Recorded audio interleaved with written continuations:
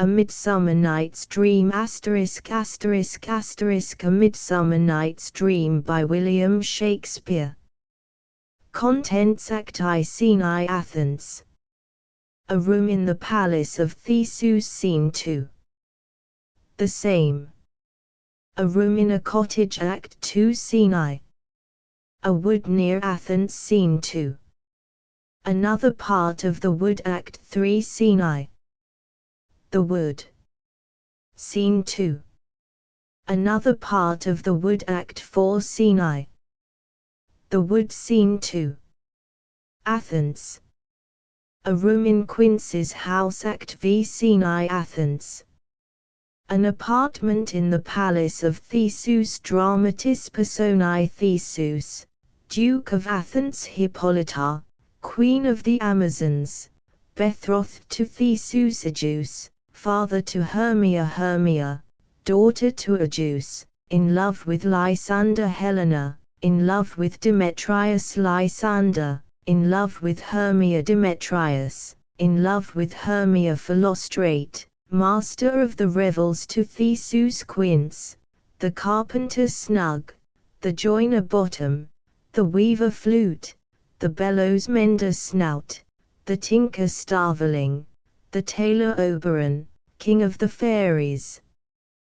Titania, queen of the fairies. Puck, or Robin Goodfellow, a fairy. Peas blossom, fairy. Cobweb, fairy. Moth, fairy. Mustard seed, fairy. Pyramus, Thisbe, wall, moonshine, lion. Characters in the interlude performed by the clowns. Other fairies attending their king and queen. Attendants on Theseus and Hippolyta. Scene, Athens, and a wood not far from it. Act I, Scene I, Athens. A room in the palace of Theseus. Enter Theseus, Hippolyta, Philostrate and attendants. Theseus. Now, fair Hippolyta, our nuptial hour draws on apace. 4 happy days bring in another moon. But oh, methinks, how slow this old moon wanes. She lingers my desires, like to a step-dame or a dowager, long withering out a young man's revenue. Hippolyta. 4 days will quickly steep themselves in night. 4 nights will quickly dream away the time, and then the moon, like to a silver bow new bent in heaven, shall behold the night of our solemnities. Theseus. Go, Philostrate, stir up the Athenian youth to merriments, awake the pert and nimble spirit of mirth, turn melancholy forth to funerals. The pale companion is not for our pomp. Exit Philostrate. Hippolyta, I wooed thee with my sword, and won thy love doing thee injuries, but I will wed thee in another key, with pomp, with triumph, and with revelling. Enter Aegeus, Hermia, Lysander and Demetrius. Aegeus. Happy be Theseus, our renowned duke. Theseus. Thanks, good Aegeus. What's the news with thee? Aegeus. Full of vexation come I, with complaint against my child, my daughter Hermia. Stand forth, Demetrius. My noble lord, this maneth my consent to marry her. Stand forth, Lysander. And, my gracious duke, this maneth bewitched the bosom of my child. Thou, Lysander, thou hast given her rhymes, and interchanged love tokens with my child.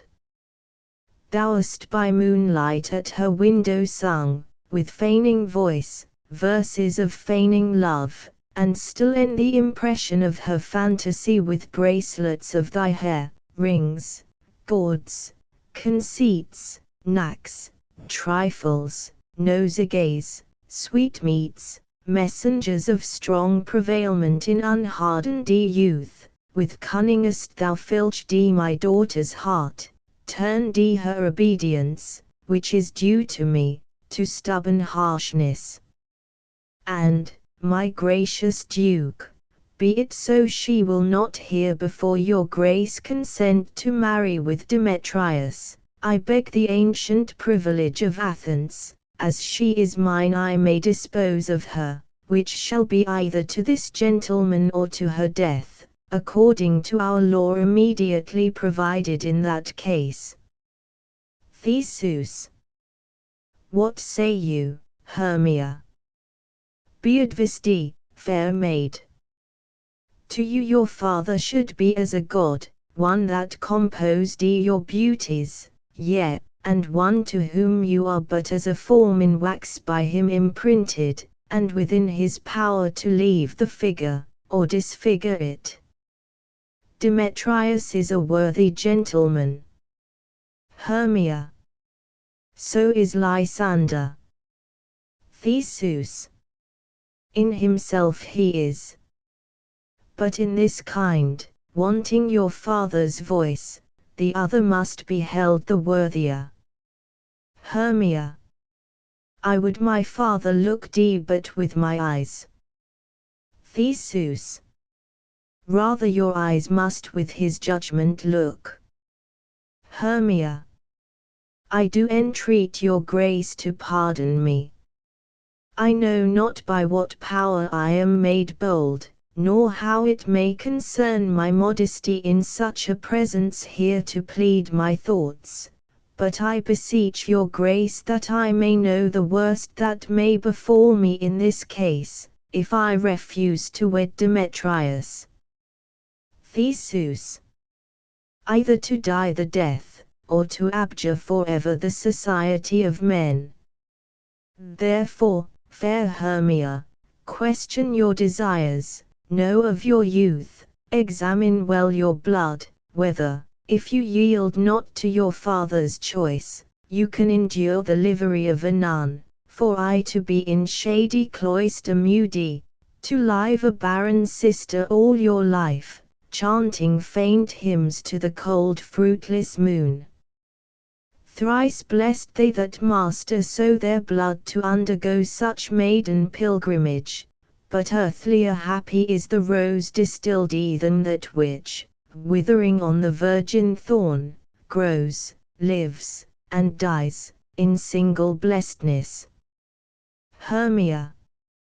So will I grow, so live, so die, my lord, ere I will yield my virgin patent up unto his lordship, whose unwished yoke my soul consents not to give sovereignty. Theseus. Take time to pause, and by the next new moon the sealing day betwixt my love and me for everlasting bond of fellowship, upon that day either prepare to die for disobedience to your father's will, or else to wed Demetrius, as he would, or on Diana's altar to protest for austerity and single life. Demetrius. Relent, sweet Hermia, and, Lysander, yield thy crazed title to my certain right. Lysander. You have her father's love, Demetrius. Let me have Hermia's. Do you marry him? Aegeus.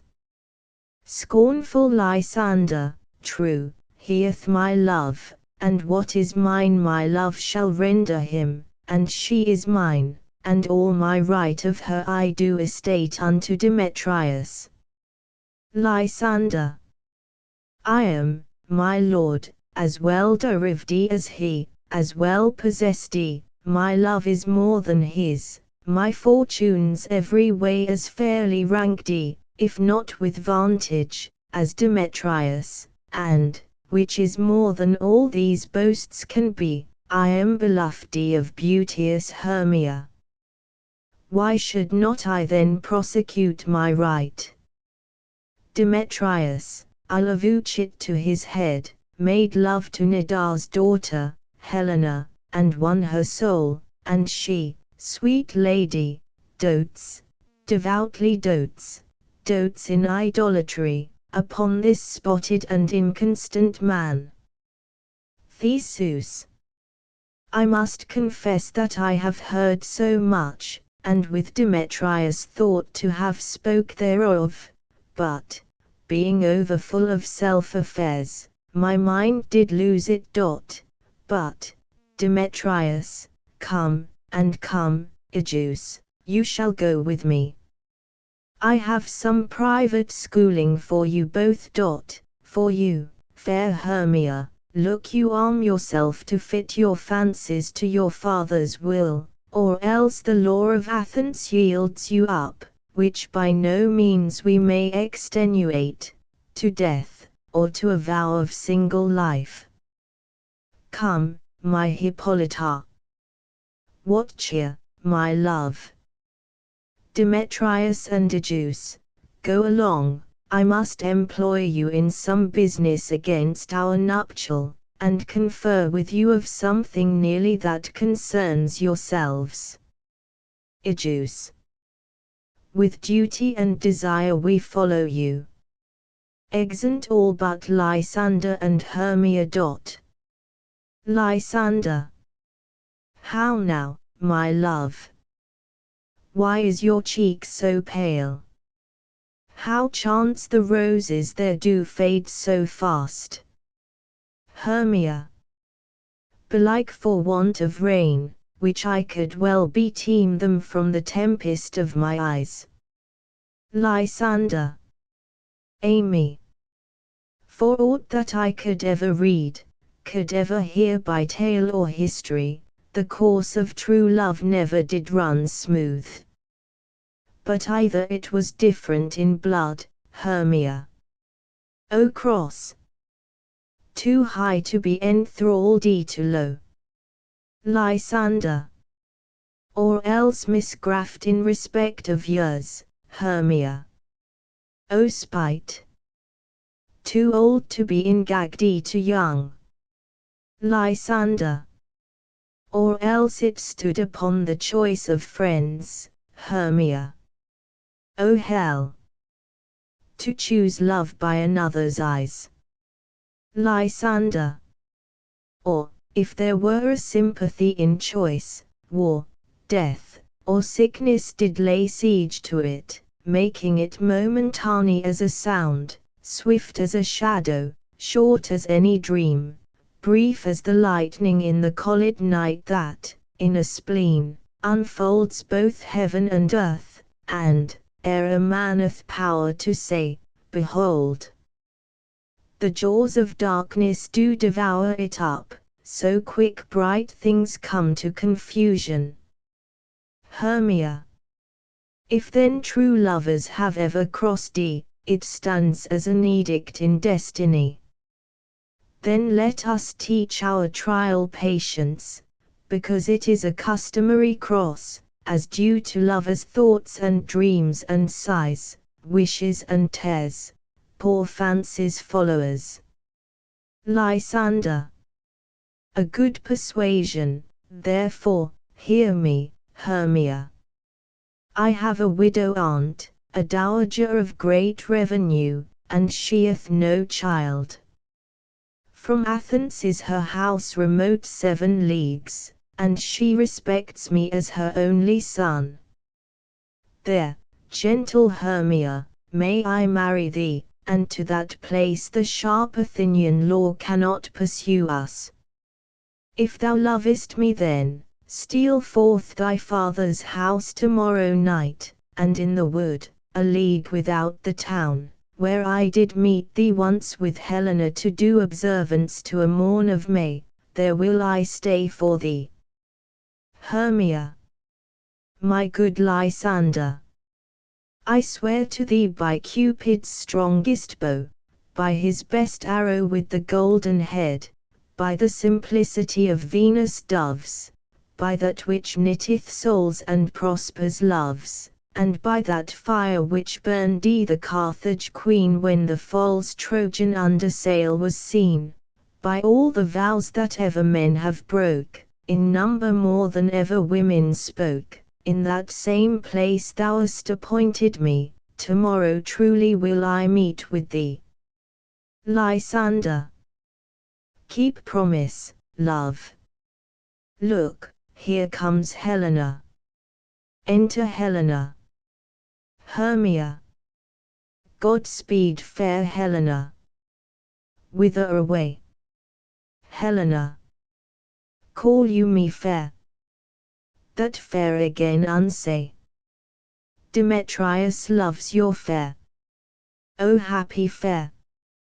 Your eyes are lodestars and your tongue's sweet air more tunable than lark to shepherd's ear, when wheat is green, when hawthorn buds appear.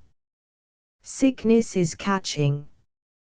O were favour so, yours would I catch, fair Hermia, ere I go. My ear should catch your voice, my eye your eye, my tongue should catch your tongue's sweet melody. Were the world mine, Demetrius being baited, the rest I'd give to be to you translated. Oh, teach me how you look, and with what art you sway the motion of Demetrius' heart. Hermia. I frown upon him, yet he loves me still. Helena. Oh, that your frowns would teach my smiles such skill. Hermia. I give him curses, yet he gives me love. Helena. Oh, that my prayers could such affection move. Hermia. The more I hate, the more he follows me. Helena. The more I love, the more he hateth me. Hermia. His folly, Helena, is no fault of mine. Helena. None but your beauty, would that fault were mine. Hermia. Take comfort, he no more shall see my face, Lysander and myself will fly this place. Before the time I did Lysander see, seemed Athens as a paradise to me. Oh, then, what graces in my love do dwell, that he hath turned dear heaven into hell. Lysander. Helen, to you our minds we will unfold, tomorrow night, when Phoebe doth behold her silver visage in the watery glass, decking with liquid pearl the bladed grass, a time that lovers' flights doth still conceal, through Athens' gates have we Davis' dee to steal. Hermia. And in the wood where often you and I upon faint primrose beds were wont to lie, emptying our bosoms of their counsel sweet, there my Lysander and myself shall meet, and thence from Athens turn away our eyes, to seek new friends and stranger companies. Farewell, sweet playfellow. Pray thou for us, and good luck grant thee thy Demetrius. Keep word, Lysander. We must starve our sight from lovers' food, till morrow deep midnight. Lysander. I will, my Hermia. Exit Hermia. Helena, adieu. As you on him, Demetrius dote on you. Exit Lysander. Helena. How happy some or other some can be. Through Athens I am thought as fair as she. But what of that? Demetrius thinks not so, he will not know what all but he do know. And as he errs, doting on Hermia's eyes, so I, admiring of his qualities. Things base and vile, holding no quantity, love can transpose to form and dignity. Love looks not with the eyes, but with the mind, and therefore is winged Cupid painted blind. Nor hath love's mind of any judgment taste. Wings, and no eyes, figure unheedy haste. And therefore is love said to be a child, because in choice he is so oft begildy. As waggish boys in game themselves forswear, so the boy love is perjured everywhere. For, ere Demetrius looked on Hermia's ain, he hailed down oaths that he was only mine, and when this hail some heat from Hermia felt, so he dissolved and showers of oaths did melt. I will go tell him of fair Hermia's flight. Then to the wood will he tomorrow night pursue her, and for this intelligence if I have thanks, it is a dear expense. But herein mean I to enrich my pain, to have his sight thither and back again. Exit Helena. Scene 2. The same. A room in a cottage. Enter Quince, snug, bottom, flute, snout and starveling. Quince. Is all our company here? Bottom. You were best to call them generally, man by man, according to the scrip. Quince. Here is the scroll of every man's name, which is thought fit through all Athens, to play in our interlude before the Duke and Duchess, on his wedding day at night. Bottom. First, good Peter Quince, say what the play treats on, then read the names of the actors, and so grow to a point. Quince. Marry, our play is the most lamentable comedy and most cruel death of Pyramus and Thisbe. Bottom.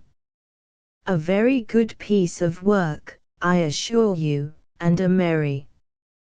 Now, good Peter Quince, call forth your actors by the scroll. Masters, spread yourselves.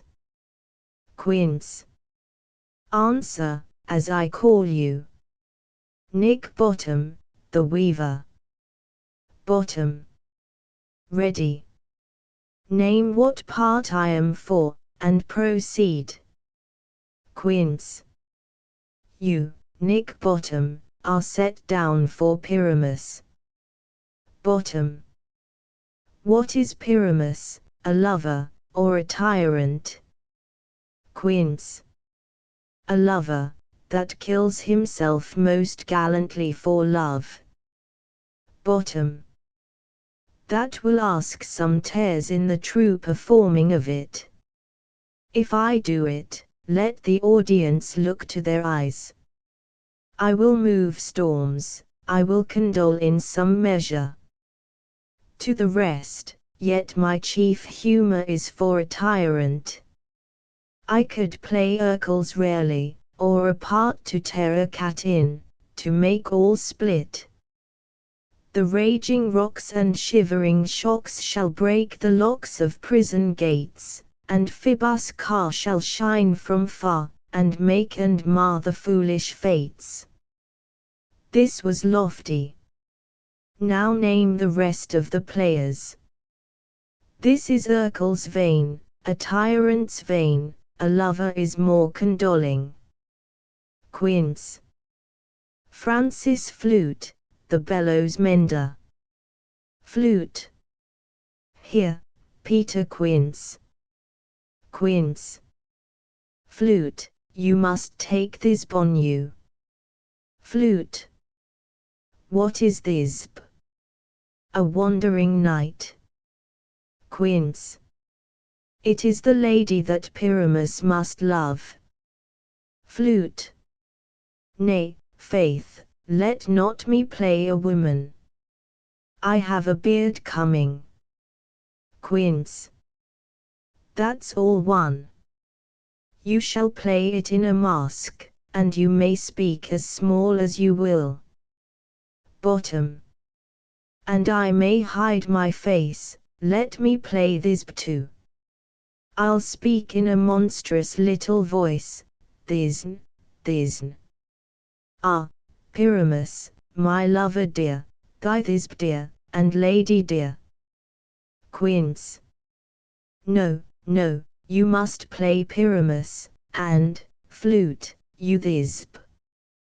Bottom. Well, proceed. Quince. Robin Starveling, the tailor. Starveling. Here, Peter Quince. Quince. Robin Starveling, you must play Thisb's mother. Tom Snout, the tinker. Snout here, Peter Quince. Quince. You, Pyramus' father, myself, Thisb's father, Snug, the joiner, you, the lion's part. And, I hope here is a play fitted. Snug, have you the lion's part written? Pray you, if it be, give it me, for I am slow of study. Quince. You may do it extempore, for it is nothing but roaring. Bottom. Let me play the lion too. I will roar that I will do any man's heart good to hear me. I will roar that I will make the Duke say let him roar again, let him roar again. Quince. If you should do it too terribly, you would fright the Duchess and the ladies, that they would shriek, and that were enough to hang us all. All that would hang us every mother's son. Bottom. I grant you, friends, if you should fright the ladies out of their wits, they would have no more discretion but to hang us. But I will aggravate my voice so, that I will roar you as gently as any sucking dove, I will roar you unto any nightingale. Quince. You can play no part but Pyramus, for Pyramus is a sweet-faced man, a proper man as one shall see in a summer's day, a most lovely gentleman-like man. Therefore you must needs play Pyramus. Bottom. Well, I will undertake it. What beard were I best to play it in? Quince. Why, what you will. Bottom. I will discharge it in either your straw-colour beard, your orange tawny beard, your purple ingrain beard, or your French crown-colour beard, your perfect yellow. Quince. Some of your French crowns have no hair at all, and then you will play barefaced. But, masters, here are your parts, and I am to entreat you, request you, and desire you, to con them by tomorrow night, and meet me in the palace wood, a mile without the town, by moonlight. There will we rehearse, for if we meet in the city, we shall be dogged with company, and our devices known. In the meantime I will draw a bill of properties, such as our play wants. I pray you fail me not. Bottom. We will meet, and there we may rehearse most obscenely and courageously. Take pains, be perfect, adieu. Quince. At the Duke's Oak we meet. Bottom. Enough. Hold, or cut bowstrings. Exeunt. Act 2 Scene I. A wood near Athens. Enter a fairy at one door, and Puck at another. Puck. How now, spirit? Whither wander you?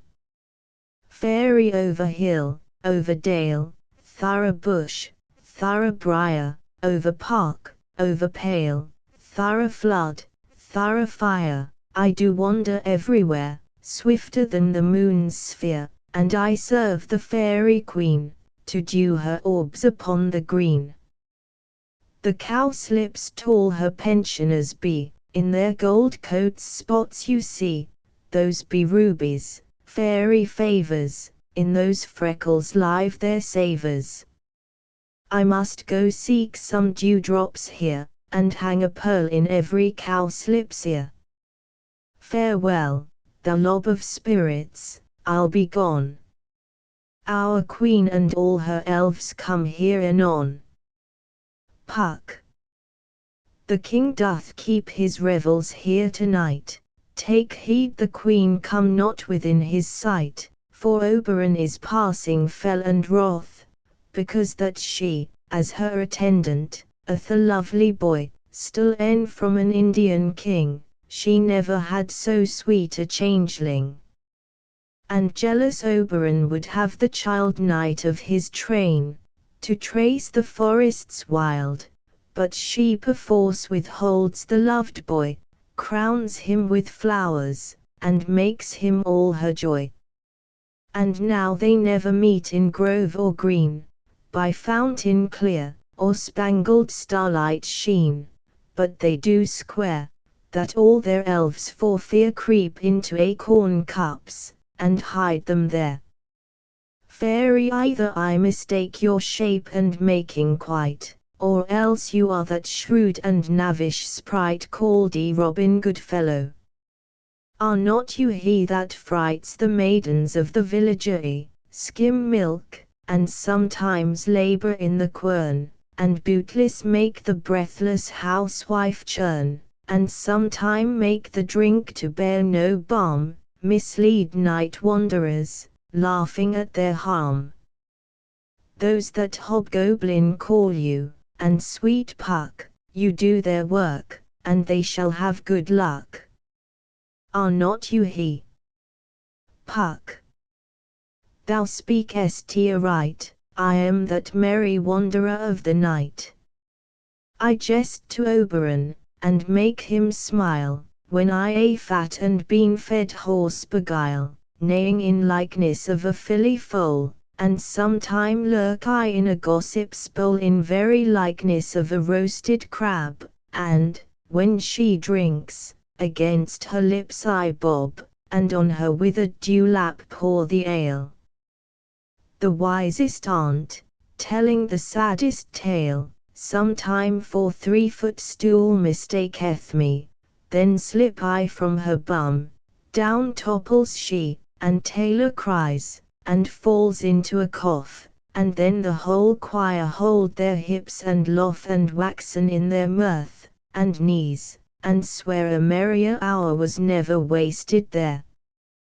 But room, Fairy. Here comes Oberon. Fairy, and here my mistress. Would that he were gone. Enter Oberon at one door, with his train, and Titania at another, with hers. Oberon. Ill met by moonlight, proud Titania. Titania. What, jealous Oberon? Fairies, skip hence, I have forsworn his bed and company. Oberon. Tarry, rash wanton, am not I thy lord? Titania. Then I must be thy lady, but I know when thou'st still away from fairyland, and in the shape of Corin sat all day playing on pipes of corn, and versing love to amorous Philida. Why art thou here, come from the farthest steep of India, but that, forsooth, the bouncing Amazon, your buskindie mistress and your warrior love, to Theseus must be wedded, and you come to give their bed joy and prosperity. Oberon. How canst thou thus, for shame, Titania, glance at my credit with Hippolyta, knowing I know thy love to Theseus? Didst not thou lead him through the glimmering night from Perigenia, whom he ravished, and make him with fair eagles break his faith, with Ariadne and Antiopa? Titania. These are the forgeries of jealousy, and never, since the middle summer's spring, met we on hill, in dale, forest, or mead, by paved fountain, or by rushy brook, or on the beached margent of the sea, to dance our ringlets to the whistling wind, but with thy brawls thou hast disturbed our sport. Therefore the winds, piping to us in vain, as in revenge, have sucked up from the sea contagious fogs, which, falling in the land, hath every pelting river made so proud that they have overborne their continents. The ox hath therefore stretched his yoke in vain, the ploughman lost his sweat, and the green corn hath rotted ere his youth attained a beard. The fold stands empty in the drowned field, and crows are fatted with the murry-on flock. The 9 men's morris is filled up with mud, and the quaint mazes in the wanton green, for lack of tread, are undistinguishable. The human mortals want their winter here. No night is now with him or carol blessed. Therefore the moon, the governess of floods, pale in her anger, washes all the air, that rheumatic diseases do abound. And thorough this distemperature we see the seasons alter, hoary-headed frosts fall in the fresh lap of the crimson rose, and on old Hyam's thin and icy crown an odorous chaplet of sweet summer buds is, as in mockery, set. The spring, the summer, the childing autumn, angry winter, change their wonted liveries, and the mazed world, by their increase, now knows not which is which. And this same progeny of evils comes from our debate, from our dissension, we are their parents and original. Oberon. Do you amend it, then? It lies in you. Why should Titania cross her Oberon? I do but beg a little changeling boy to be my henchman. Titania. Set your heart at rest, the fairy land buys not the child of me. His mother was a votress of my order, and in the spiced Indian air, by night, full ofteneth she gossiped by my side, and sat with me on Neptune's yellow sands, marking embarked traders on the flood, when we have laughed to see the sails conceive, and grow big-bellied with the wanton wind, which she, with pretty and with swimming gait following, her womb then rich with my young squire, would imitate, and sail upon the land, to fetch me trifles, and return again, as from a voyage, rich with merchandise. But she, being mortal, of that boy did die, and for her sake do I rear up her boy, and for her sake I will not part with him. Oberon. How long within this wood intend you stay? Titania. Perchance till after Theseus' wedding day. If you will patiently dance in our round, and see our moonlight revels, go with us, if not, shun me, and I will spare your haunts. Oberon. Give me that boy and I will go with thee. Titania. Not for thy fairy kingdom. Fairies, away. We shall chide downright if I longer stay. Exit Titania with her train. Oberon. Well, go thy way. Thou shalt not from this grove till I torment thee for this injury. My gentle Puck, come hither. Thou rememberest since once I sat upon a promontory, and heard a mermaid on a dolphin's back uttering such dulcet and harmonious breath that the rude sea grew civil at her song, and certain stars shot madly from their spheres to hear the sea maid's music. Puck. I remember. Oberon. That very time I saw, but thou couldst not, flying between the cold moon and the earth, Cupid all-armed, a certain aim he took at a fair vestal, throned by the west, and loosed his love shaft smartly from his bow as it should pierce 100,000 hearts. But I might see young Cupid's fiery shaft quenched in the chaste beams of the watery moon, and the imperial vartress passed on, in maiden meditation, fancy-free. Yet marked I where the bolt of Cupid fell, it fell upon a little western flower, before milk white, now purple with love's wound, and maidens call it love in idleness. Fetch me that flower, the herb I showed thee once, the juice of it on sleeping eyelids laid will make or man or woman madly dote upon the next live creature that it sees. Fetch me this herb, and be thou here again ere the Leviathan can swim a league. Puck. I'll put a girdle round about the earth in 40 minutes. Exit Puck.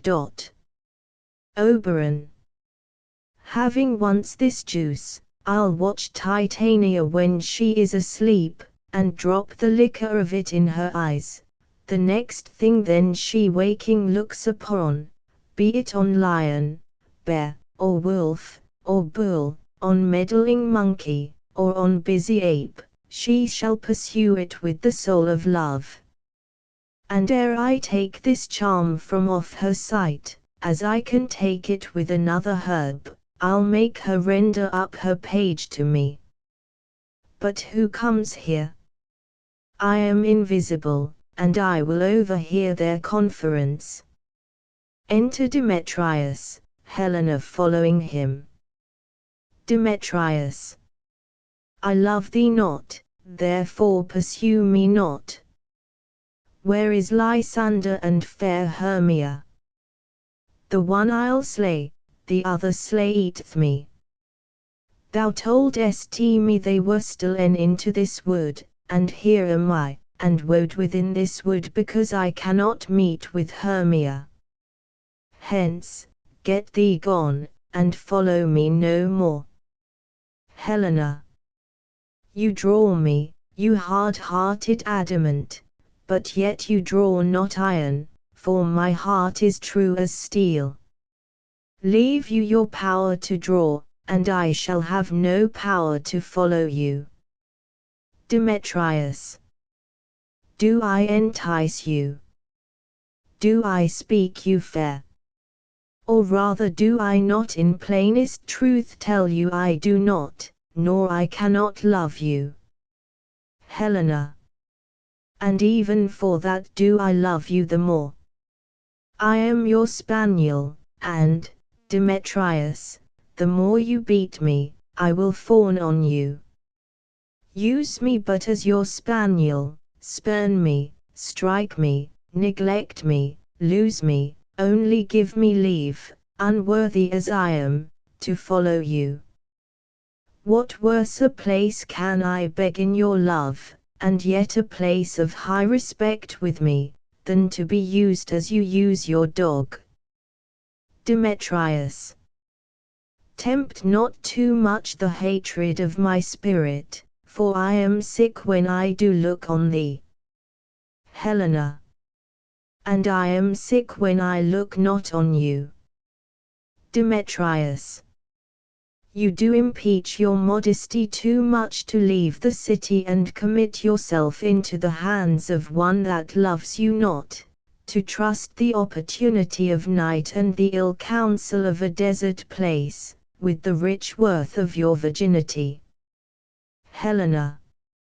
Your virtue is my privilege, for that it is not night when I do see your face, therefore I think I am not in the night. Nor doth this wood lack worlds of company, for you, in my respect, are all the world. Then how can it be said I am alone when all the world is here to look on me? Demetrius. I'll run from thee and hide me in the brakes, and leave thee to the mercy of wild beasts. Helena. The wildest hath not such a heart as you. Run when you will, the story shall be Changdi. Apollo flies, and Daphne holds the chase, the dove pursues the griffin, the mild hind makes speed to catch the tiger. Bootless speed, when cowardice pursues and valor flies. Demetrius. I will not stay thy questions. Let me go, or if thou follow me, do not believe but I shall do thee mischief in the wood. Helena. In the temple, in the town, the field, you do me mischief. Phi, Demetrius. Your wrongs do set a scandal on my sex. We cannot fight for love as men may do. We should be woody, and were not made to woo. Exit Demetrius. I'll follow thee, and make a heaven of hell, to die upon the hand I love so well. Exit Helena. Oberon. Fare thee well, nymph. Ere he do leave this grove, thou shalt fly him, and he shall seek thy love. Enter Puck. Hast thou the flower there? Welcome, wanderer. Puck. There it is. Oberon. I pray thee give it me. I know a bank where the wild thyme blows, where oxlips and the nodding violet grows, quite over canopied with luscious woodbine, with sweet musk roses, and with eglantine. There sleeps Titania some time of the night, lulled in these flowers with dances and delight, and there the snake throws her enamelled skin, weed wide enough to wrap a fairy in. And with the juice of this I'll streak her eyes, and make her full of hateful fantasies. Take thou some of it, and seek through this grove, a sweet Athenian lady is in love with a disdainful youth. Anoint his eyes, but do it when the next thing he espies may be the lady. Thou shalt know the man by the Athenian garments he hath on. Effect it with some care, that he may prove more fond on her than she upon her love, and look thou meet me ere the first cock crow. Puck. Fear not, my lord, your servant shall do so. Exeunt. Scene 2. Another part of the wood. Enter Titania with her train. Titania. Come, now a roundel and a fairy song, then for the third part of a minute, hence, some to kill cankers in the musk rose buds, some war with Reremis for their leathern wings, to make my small elves coats, and some keep back the clamorous owl, that nightly hoots and wonders at our quaint spirits. Sing me now asleep, then to your offices, and let me rest. Fairies sing. First Fairy. You spotted snakes with double tongue, thorny hedgehogs, be not seen, newts and blind worms do no wrong, come not near our fairy queen. Chorus. Philomel, with melody, sing in our sweet lullaby, lulla, lulla, lullaby, lulla, lulla, lullaby. Never harm, nor spell, nor charm, come our lovely lady nigh, so good night, with lullaby. First Fairy. Weaving spiders, come not here, hence, you long-legged spinners, hence. Beetles black, approach not near, worm nor snail do no offence. Chorus. Philomel with melody, and see Second Fairy. Hence away. Now all is well. One aloof stunned sentinel. Exeunt fairies. Titania sleeps. Enter Oberon. Oberon. What thou seest when thou dost wake, squeezes the flower on Titania's eyelids. Do it for thy true love, take love and languish for his Sake.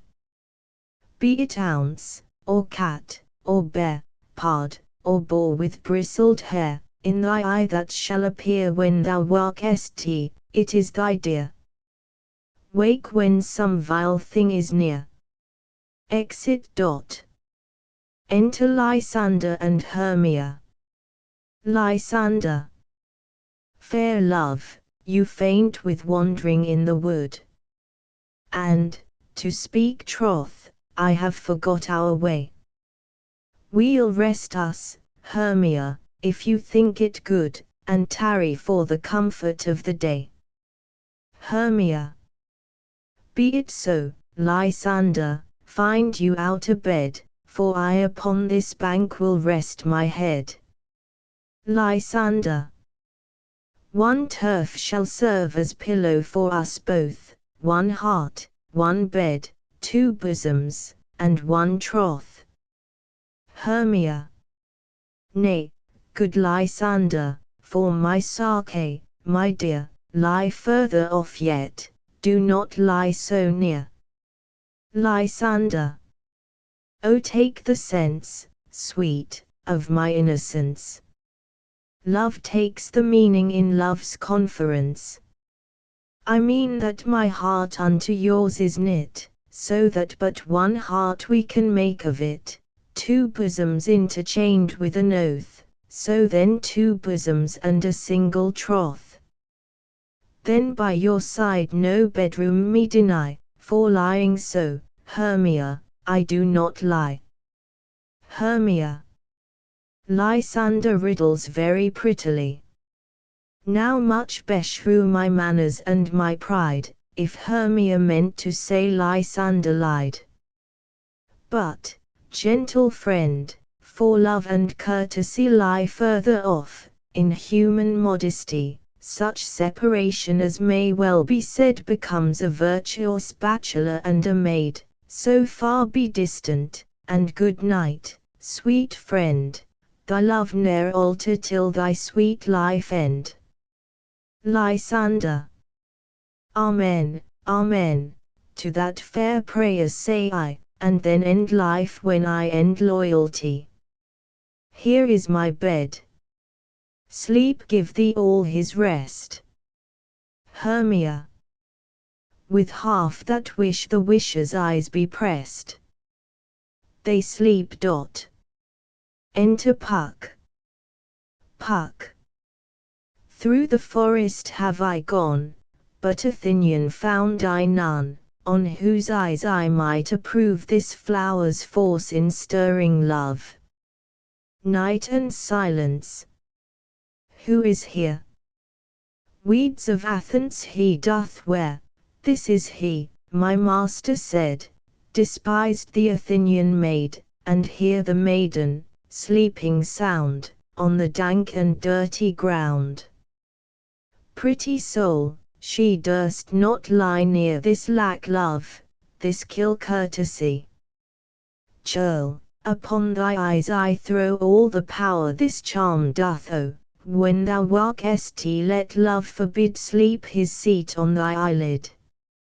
So awake when I am gone, for I must now to Oberon. Exit. Enter Demetrius and Helena, running. Helena.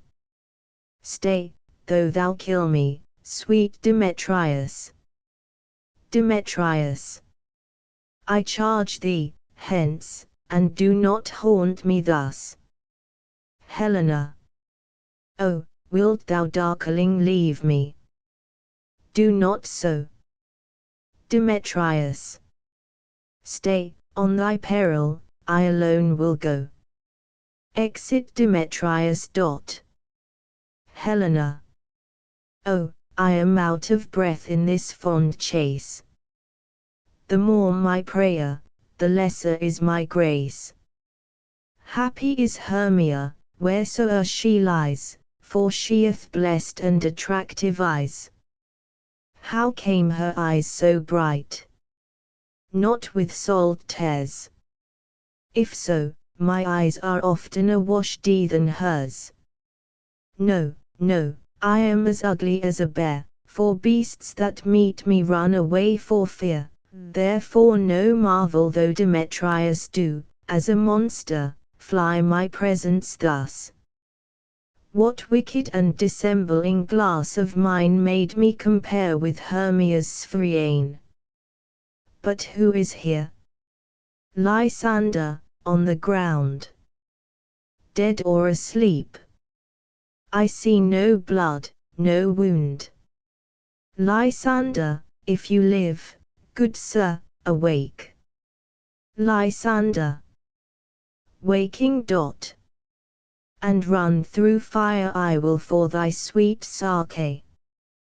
Transparent Helena, nature shows art, that through thy bosom makes me see thy heart. Where is Demetrius? Oh, how fit a word is that vile name to perish on my sword. Helena, do not say so, Lysander, say not so. What though he love your Hermia? Lord, what though? Yet Hermia still loves you. Then be content. Lysander, content with Hermia?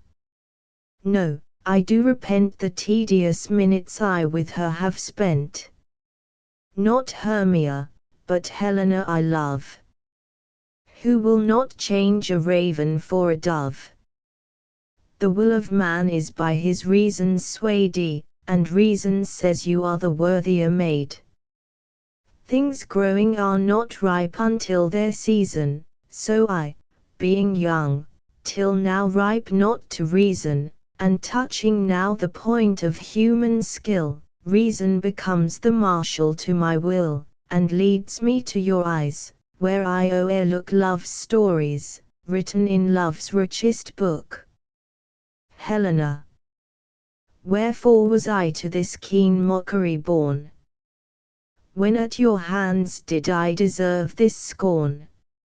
Is 't not enough, is 't not enough, young man, that I did never, no, nor never can deserve a sweet look from Demetrius I, but you must flout my insufficiency.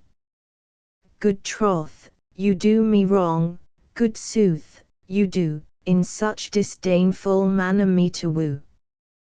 But fare you well, perforce I must confess, I thought you lord of more true gentleness. Oh, that a lady of one man refused, should of another therefore be abused. Exit. Lysander, she sees not Hermia. Hermia, sleep thou there, and never mayst thou come Lysander near. For, as a surfeit of the sweetest things the deepest loathing to the stomach brings, or as the heresies that men do leave are hated most of those they did deceive, so thou, my surfeit and my heresy, of all be hated, but the most of me. And, all my powers, address your love and might to honor Helen, and to be her knight. Exit. Hermia, starting. Help me, Lysander, help me. Do thy best to pluck this crawling serpent from my breast. Amy, for pity. What a dream was here! Lysander, look how I do quake with fear. Methought a serpent eat my heart away, and you sat smiling at his cruel prey. Lysander, what, removed? Lysander, Lord, what, out of hearing? Gone. No sound, no word. Alack, where are you? Speak, and if you hear, speak, of all loves. I swoon almost with fear. No. Then I well perceive you are not nigh. Either death or you I'll find immediately. Exit. Act 3 Scene I. The wood. The Queen of Fairies still lying asleep. Enter Bottom, Quince, Snout, Starveling, Snug and Flute. Bottom. Are we all met? Quince. Pat, pat, and here's a marvellous convenient place for our rehearsal. This green plot shall be our stage, this hawthorn brake our tiring house, and we will do it in action, as we will do it before the Duke. Bottom. Peter Quince. Quince. What sayest thou, bully Bottom? Bottom. There are things in this comedy of Pyramus and Thisbe that will never please. First, Pyramus must draw a sword to kill himself, which the ladies cannot abide. How answer you that? Snout by our lake in, a parlour sphere. Starveling. I believe we must leave the killing out, when all is done. Bottom. Not a whit, I have a device to make all well.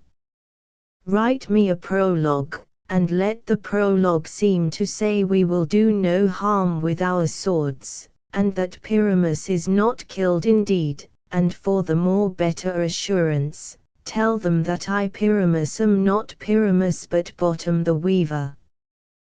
This will put them out of fear. Quince. Well, we will have such a prologue, and it shall be written in 8 and 6. Bottom. No, make it 2 more, let it be written in 8 and 8. Snout, will not the ladies be afeard of the lion? Starveling. I fear it, I promise you. Bottom.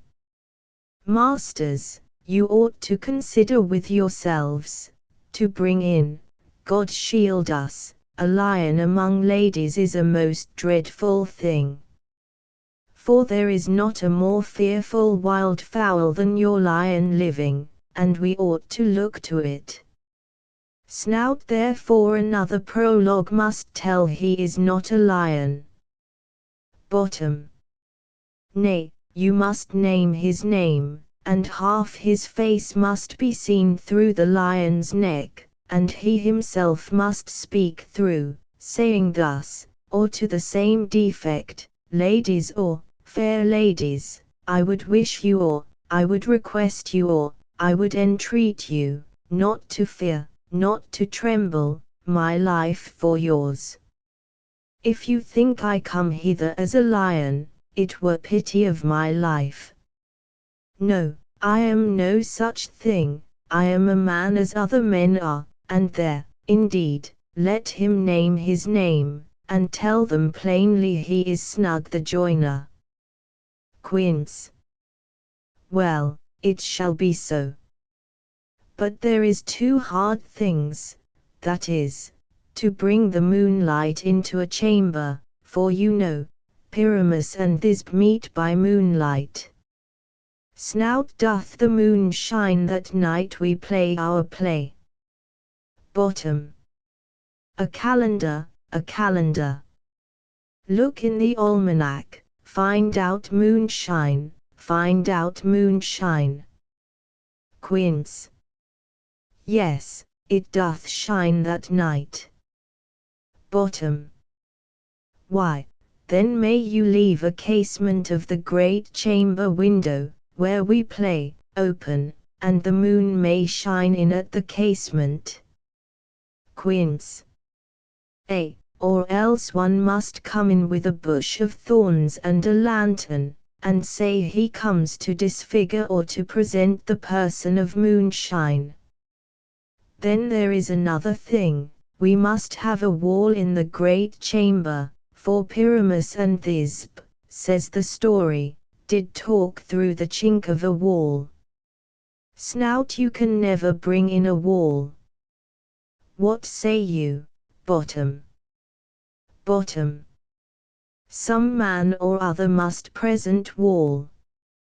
And let him have some plaster, or some loam, or some rough cast about him, to signify wall, and let him hold his fingers thus, and through that cranny shall Pyramus and Thisbe whisper. Quince. If that may be, then all is well. Come, sit down, every mother's son, and rehearse your parts. Pyramus, you begin. When you have spoken your speech, enter into that break, and so everyone according to his cue. Enter Puck behind. Puck. What hempen homespuns have we swaggering here, so near the cradle of the fairy queen? What, a play toward? I'll be an auditor, an actor too perhaps, if I see cause. Quince. Speak, Pyramus. Thisbe, stand forth. Pyramus. Thisbe, the flowers of odious savours sweet. Quince. Odours, odours. Pyramus. Odours savours sweet. Soeth thy breath, my dearest Thisbe dear. But hark, a voice. Stay thou but here a while, and by I will to thee appear. Exit. Puck. A stranger Pyramus the near played here. Exit. Thisbe. Must I speak now? Quince. Marry, must you, for you must understand he goes but to see a noise that he heard, and is to come again. Thisbe. Most radiant Pyramus, most lily-white of hue, of colour like the red rose on triumphant briar, most brisky juvenile, and eke most lovely Jew, as true as truest horse, that yet would never tire, I'll meet thee, Pyramus, at Ninny's tomb. Quince. Ninus tomb, man. Why, you must not speak that yet.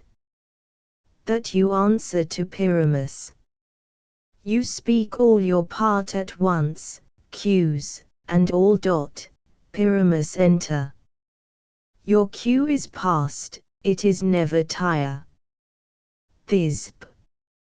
Oh, as true as truest horse, that yet would never tire. Enter Puck and Bottom with an ass's head. Pyramus. If I were fair, Thisbe, I were only thine. Quince. O monstrous! O strange! We are haunted. Pray, masters, fly, masters. Help! Exeunt clowns. Puck. I'll follow you. I'll lead you about around, through bog, through bush, through brake, through briar. Sometime a horse I'll be, sometime a hound, a hog, a headless bear, sometime a fire, and neigh, and bark, and grunt, and roar, and burn, like horse, hound, hog, bear, fire, at every turn. Exit. Bottom. Why do they run away? This is a knavery of them to make me afeard. Enter Snout. Snout. O Bottom, thou art changed. What do I see on thee? Bottom. What do you see? You see an ass head of your own, do you? Exit snout. Enter quince. Quince. Bless thee, bottom. Bless thee. Thou art translated. Exit. Bottom. I see their knavery. This is to make an ass of me, to fright me, if they could. But I will not stir from this place, do what they can. I will walk up and down here, and I will sing, that they shall hear I am not afraid. Sings. The ousel cock, so black of hue, with orange tawny bill, the throstle with his note so true, the wren with little quill. Titania. Waking. What angel wakes me from my flowery bed? Bottom. Sings. The finch, the sparrow, and the lark, the plain song cuckoo grey, whose note full many a man doth mark, and dares not answer nay. For, indeed, who would set his wit to so foolish a bird? Who would give a bird the lie, though he cry cuckoo never so? Titania. I pray thee, gentle mortal, sing again. Mine ear is much enamoured of thy note. So is mine eye enthralled to thy shape, and thy fair virtues force perforce doth move me, on the first view, to say, to swear, I love thee. Bottom. Methinks, mistress, you should have little reason for that. And yet, to say the truth, reason and love keep little company together nowadays. The more the pity that some honest neighbours will not make them friends. Nay, I can gleek upon occasion. Titania. Thou art as wise as thou art beautiful. Bottom. Not so, neither, but if I had wit enough to get out of this wood, I have enough to serve mine own turn. Titania. Out of this wood do not desire to go. Thou shalt remain here whether thou wilt or no. I am a spirit of no common rate. The summer still doth tend upon my state, and I do love thee, therefore, go with me. I'll give thee fairies to attend on thee, and they shall fetch thee jewels from the deep, and sing, while thou on pressed flowers dost sleep. And I will purge thy mortal grossness so that thou shalt like an airy spirit go. Peas blossom. Cobweb. Moth. And mustard seed. Enter 4 fairies. Peas blossom. Ready. Cobweb. And I moth. And I mustard seed. And I all. Where shall we go? Titania. Be kind and courteous to this gentleman, hop in his walks and gambol in his eyes, feed him with apricots and dewberries, with purple grapes, green figs, and mulberries.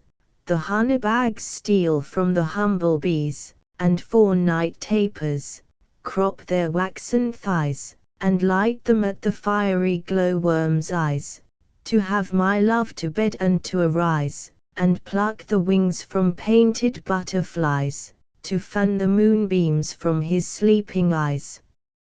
Nod to him, elves, and do him courtesies. Peas blossom. Hail, mortal. Cobweb. Hail. Moth. Hail. Mustard seed. Hail. Bottom. I cry your worship's mercy, heartily. I beseech your worship's name. Cobweb. Cobweb. Bottom. I shall desire you of more acquaintance, good Master Cobweb. If I cut my finger, I shall make bold with you. Your name, honest gentleman. Peas blossom. Peas blossom. Bottom. I pray you, commend me to Mistress Squash, your mother, and to Master Peascod, your father. Good Master Peas blossom, I shall desire you of more acquaintance too. Your name, I beseech you, sir. Mustard seed. Mustard seed. Bottom. Good Master Mustard seed, I know your patience well. That same cowardly giant like ox beefeth devoured many a gentleman of your house. I promise you, your kindred hath made my eyes water ere now. I desire you of more acquaintance, good Master Mustard seed. Titania.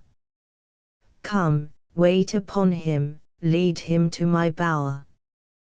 The moon, methinks, looks with a watery eye, and when she weeps, weeps every little flower, lamenting some enforced chastity. Tie up my love's tongue, bring him silently. Exeunt. Scene 2. Another part of the wood. Enter Oberon. Oberon. I wonder if Titania be a workdee, then, what it was that next came in her eye, which she must dote on in extremity. Enter Puck.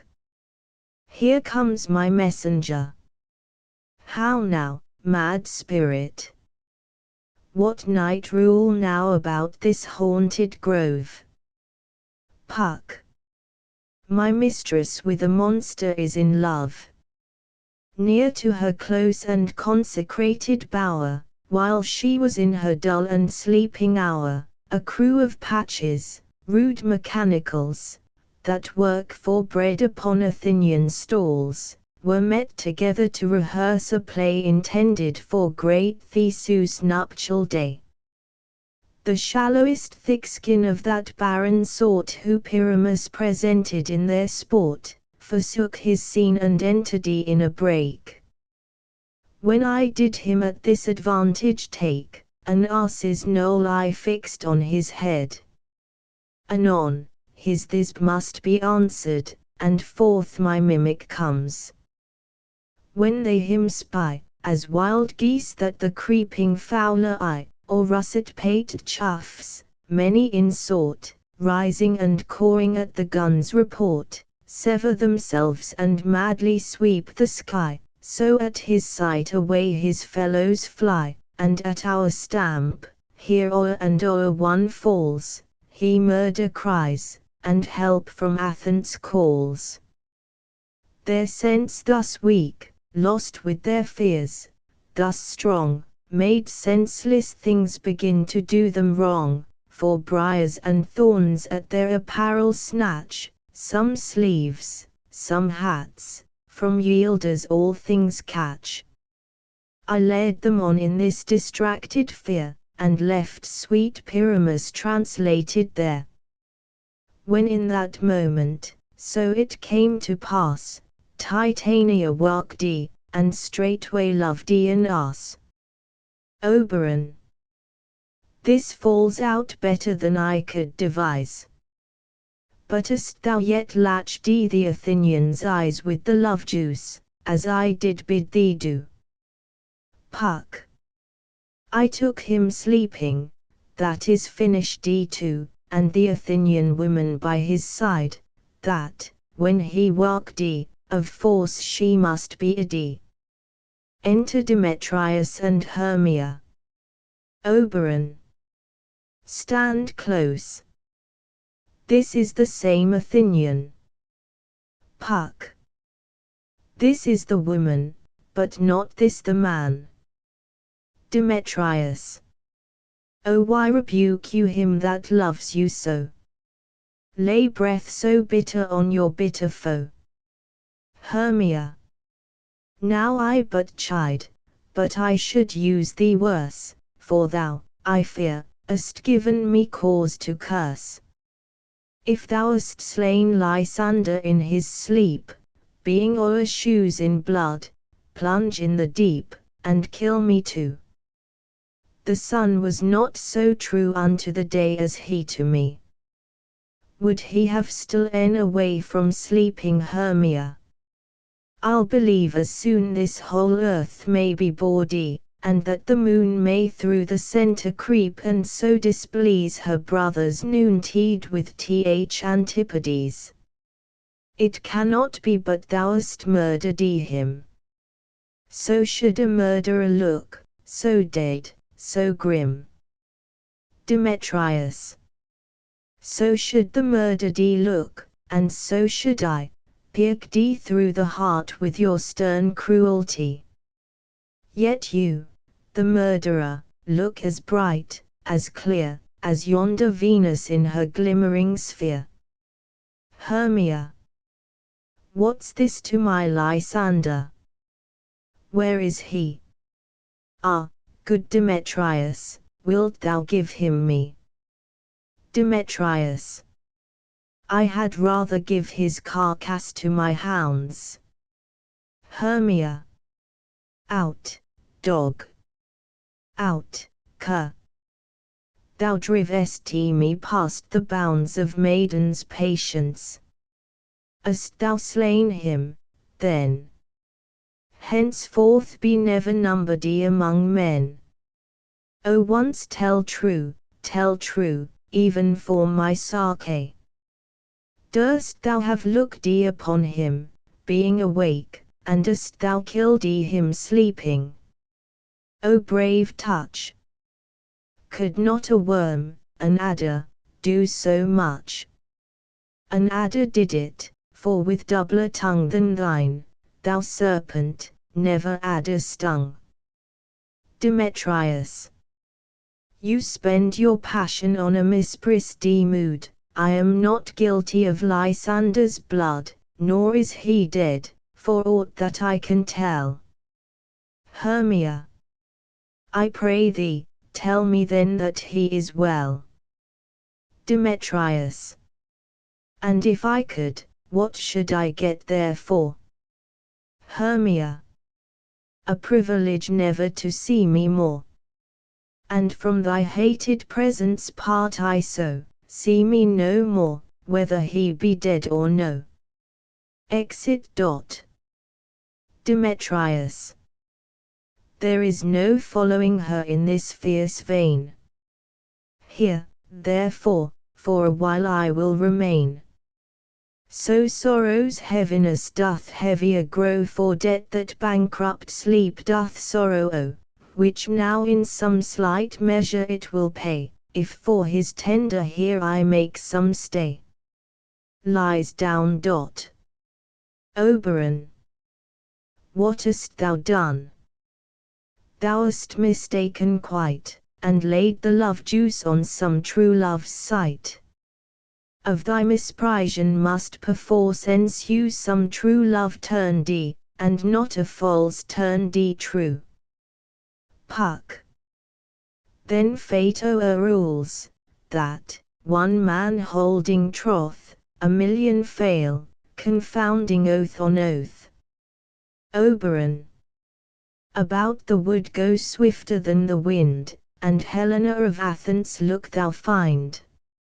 All fancy-sick she is, and pale of cheer with sighs of love, that costs the fresh blood dear. By some illusion see thou bring her here, I'll charm his eyes against she do appear. Puck. I go, look how I go, swifter than arrow from the Tartar's bow. Exit. Oberon. Flower of this purple dye, hit with Cupid's archery, sink in apple of his eye. When his love he doth espy, let her shine as gloriously as the Venus of the sky. When thou walkest, if she be by, beg of her for remedy. Enter Puck. Puck.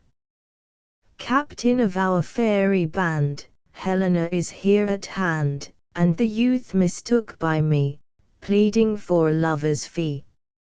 Shall we their fond pageant see? Lord, what fools these mortals be! Oberon, stand aside. The noise they make will cause Demetrius to awake.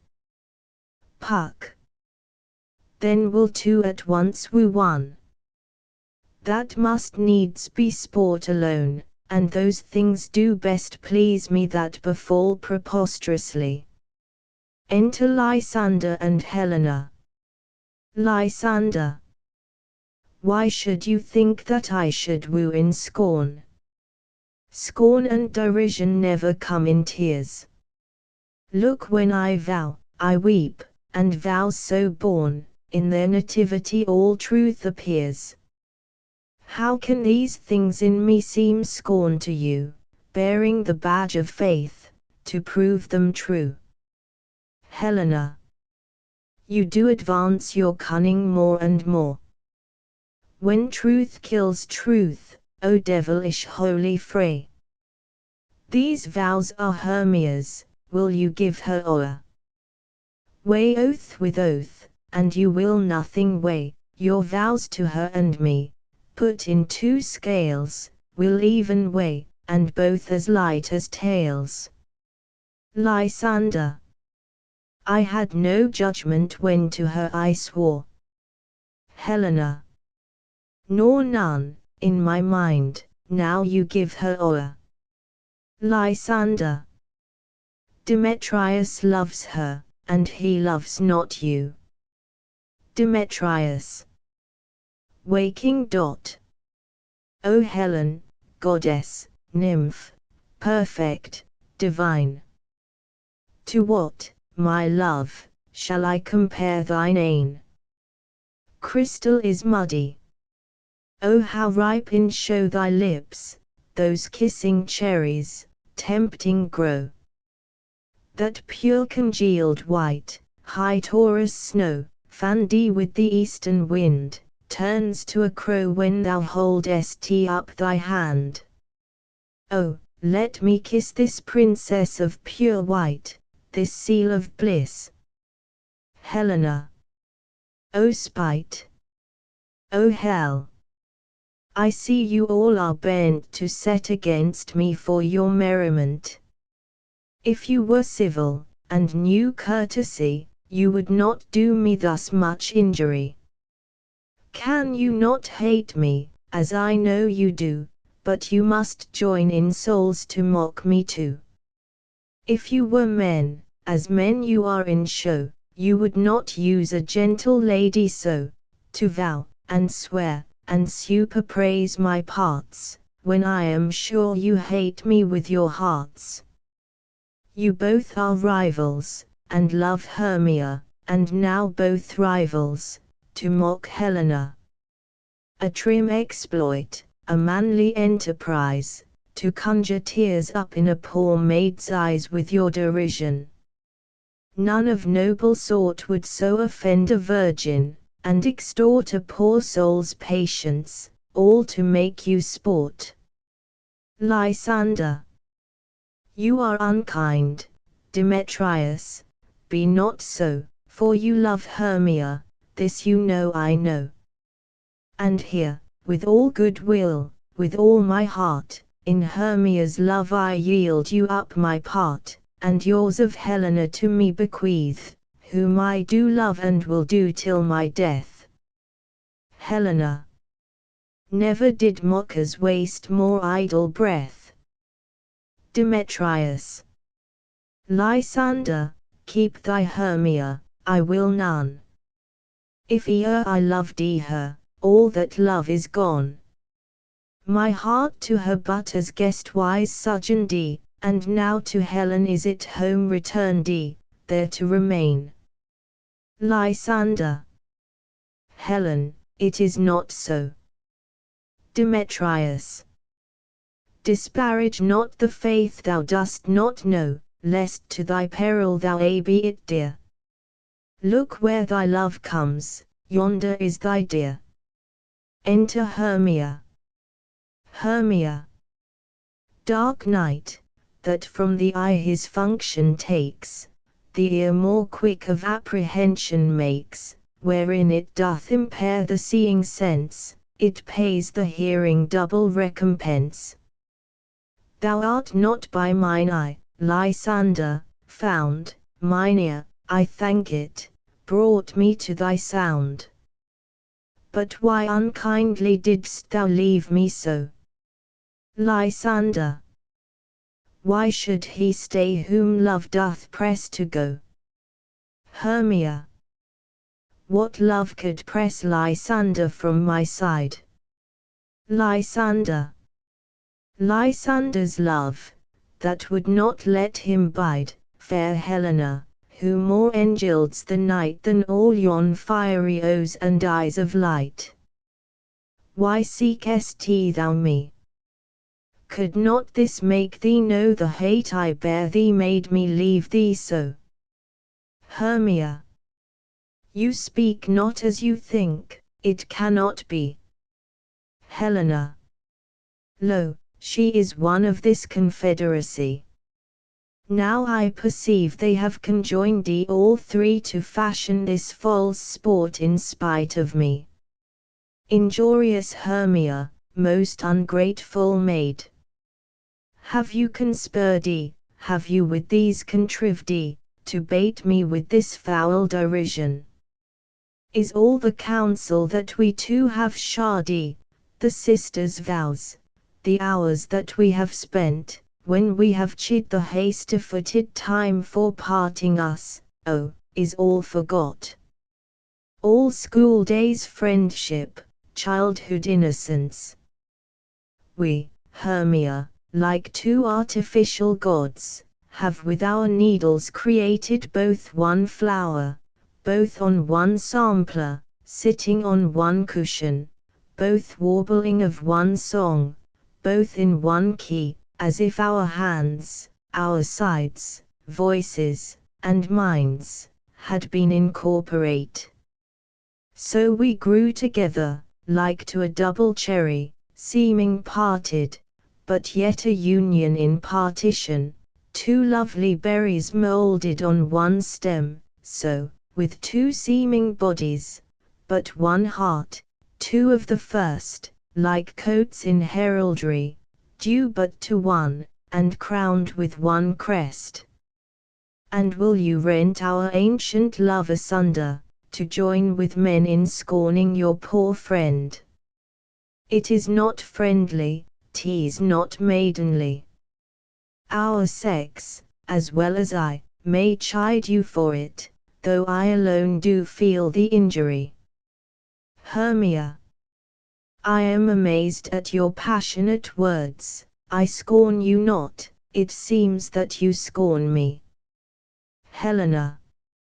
Have you not set Lysander, as in scorn, to follow me, and praise my eyes and face? And made your other love, Demetrius, who even but now did spurn me with his foot, to call me goddess, nymph, divine and rare, precious, celestial. Wherefore speaks he this to her he hates? And wherefore doth Lysander deny your love, so rich within his soul, and tender me, forsooth, affection, but by your setting on, by your consent? What though I be not so in grace as you, so hung upon with love, so fortunate, but miserable most, to love unlovely? This you should pity rather than despise. Hermia. I understand not what you mean by this. Helena. Do.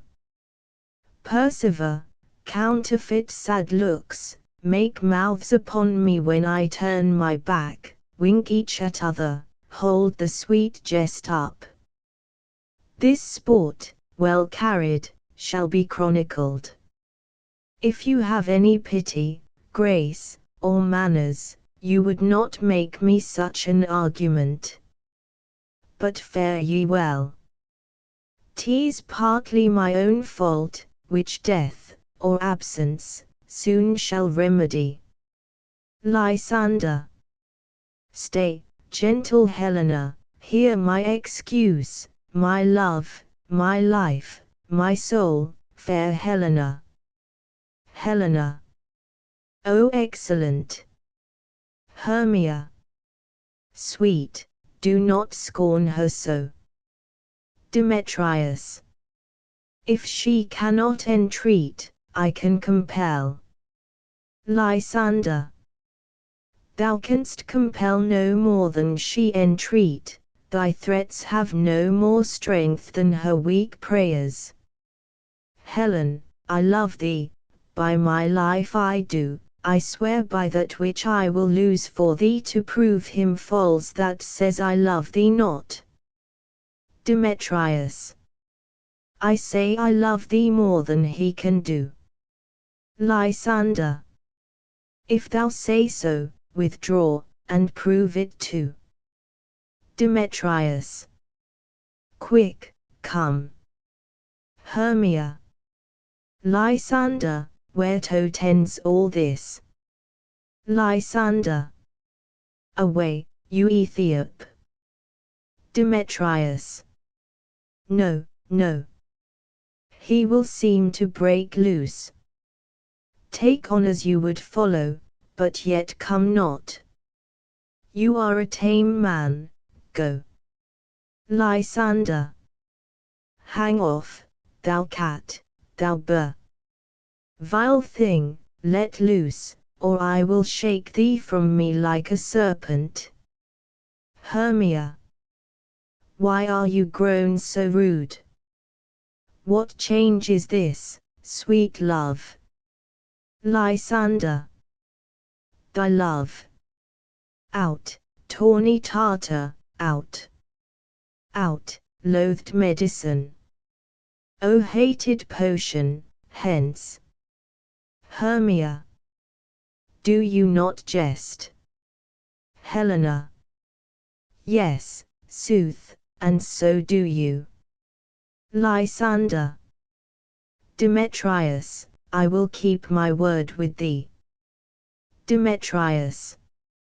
I would I had your bond, for I perceive a weak bond holds you, I'll not trust your word.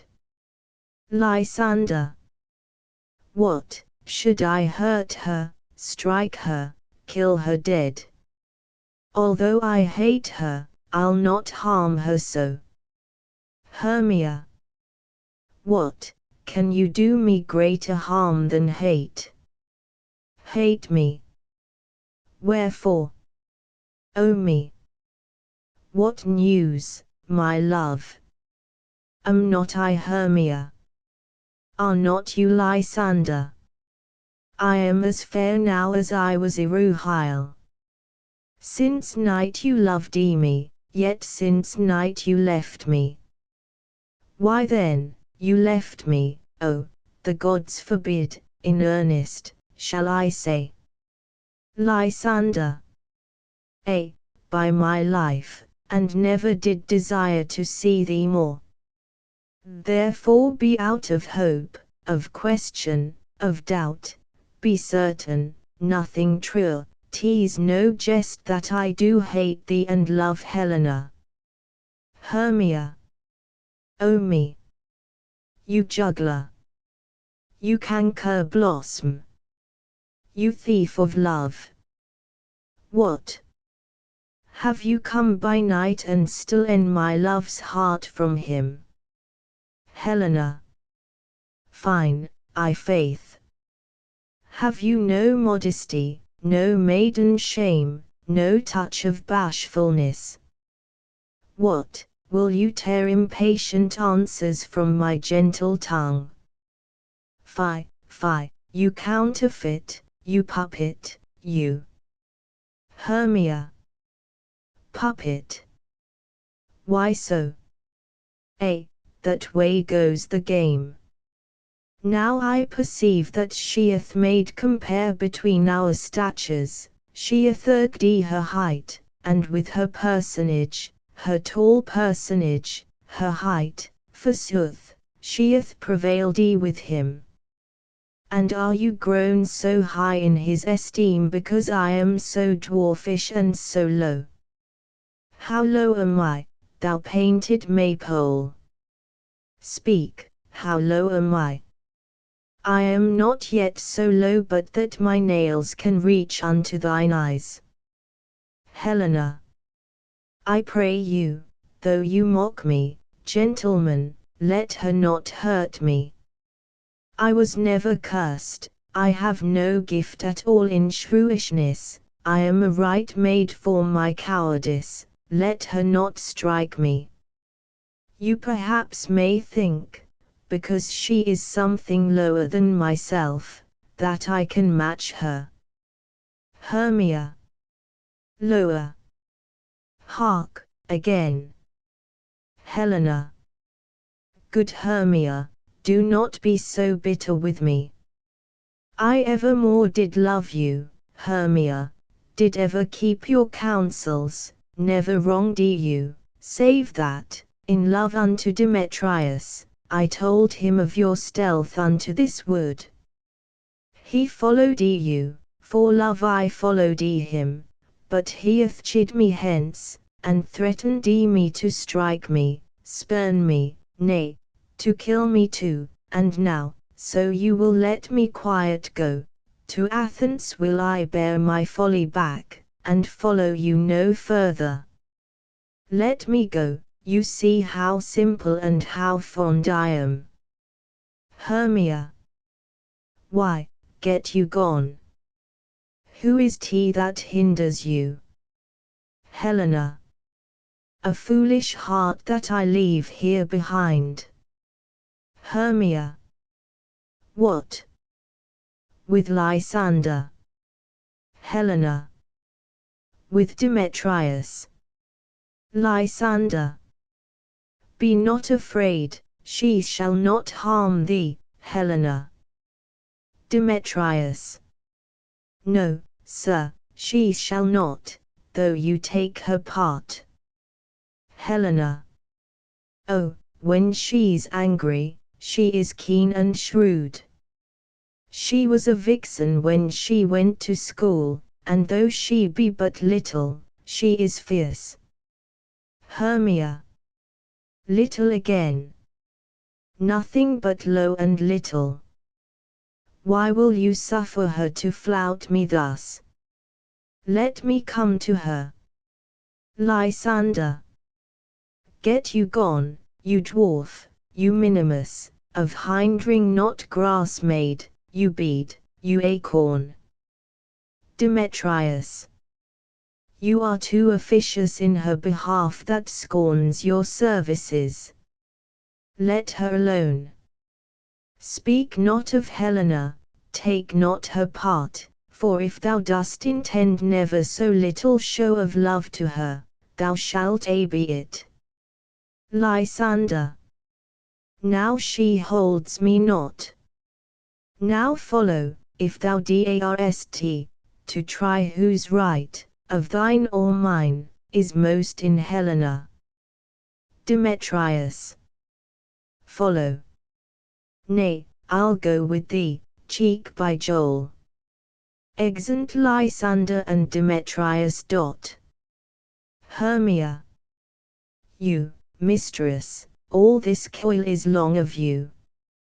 Nay, go not back. Helena. I will not trust you, nor longer stay in your cursed company. Your hands than mine are quicker for a fray.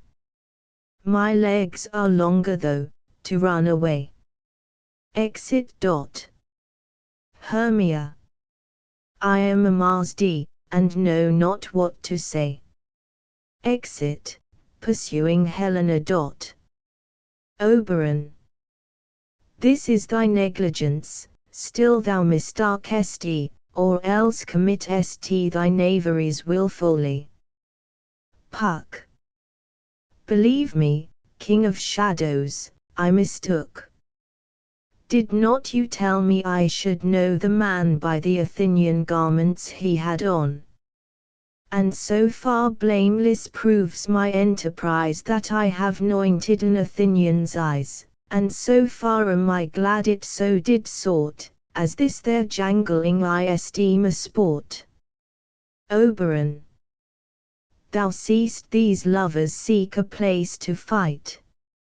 High therefore, Robin, overcast the night, the starry welkin cover thou anon with drooping fog, as black as Icheron, and lead these testy rivals so astray as one come not within another's way.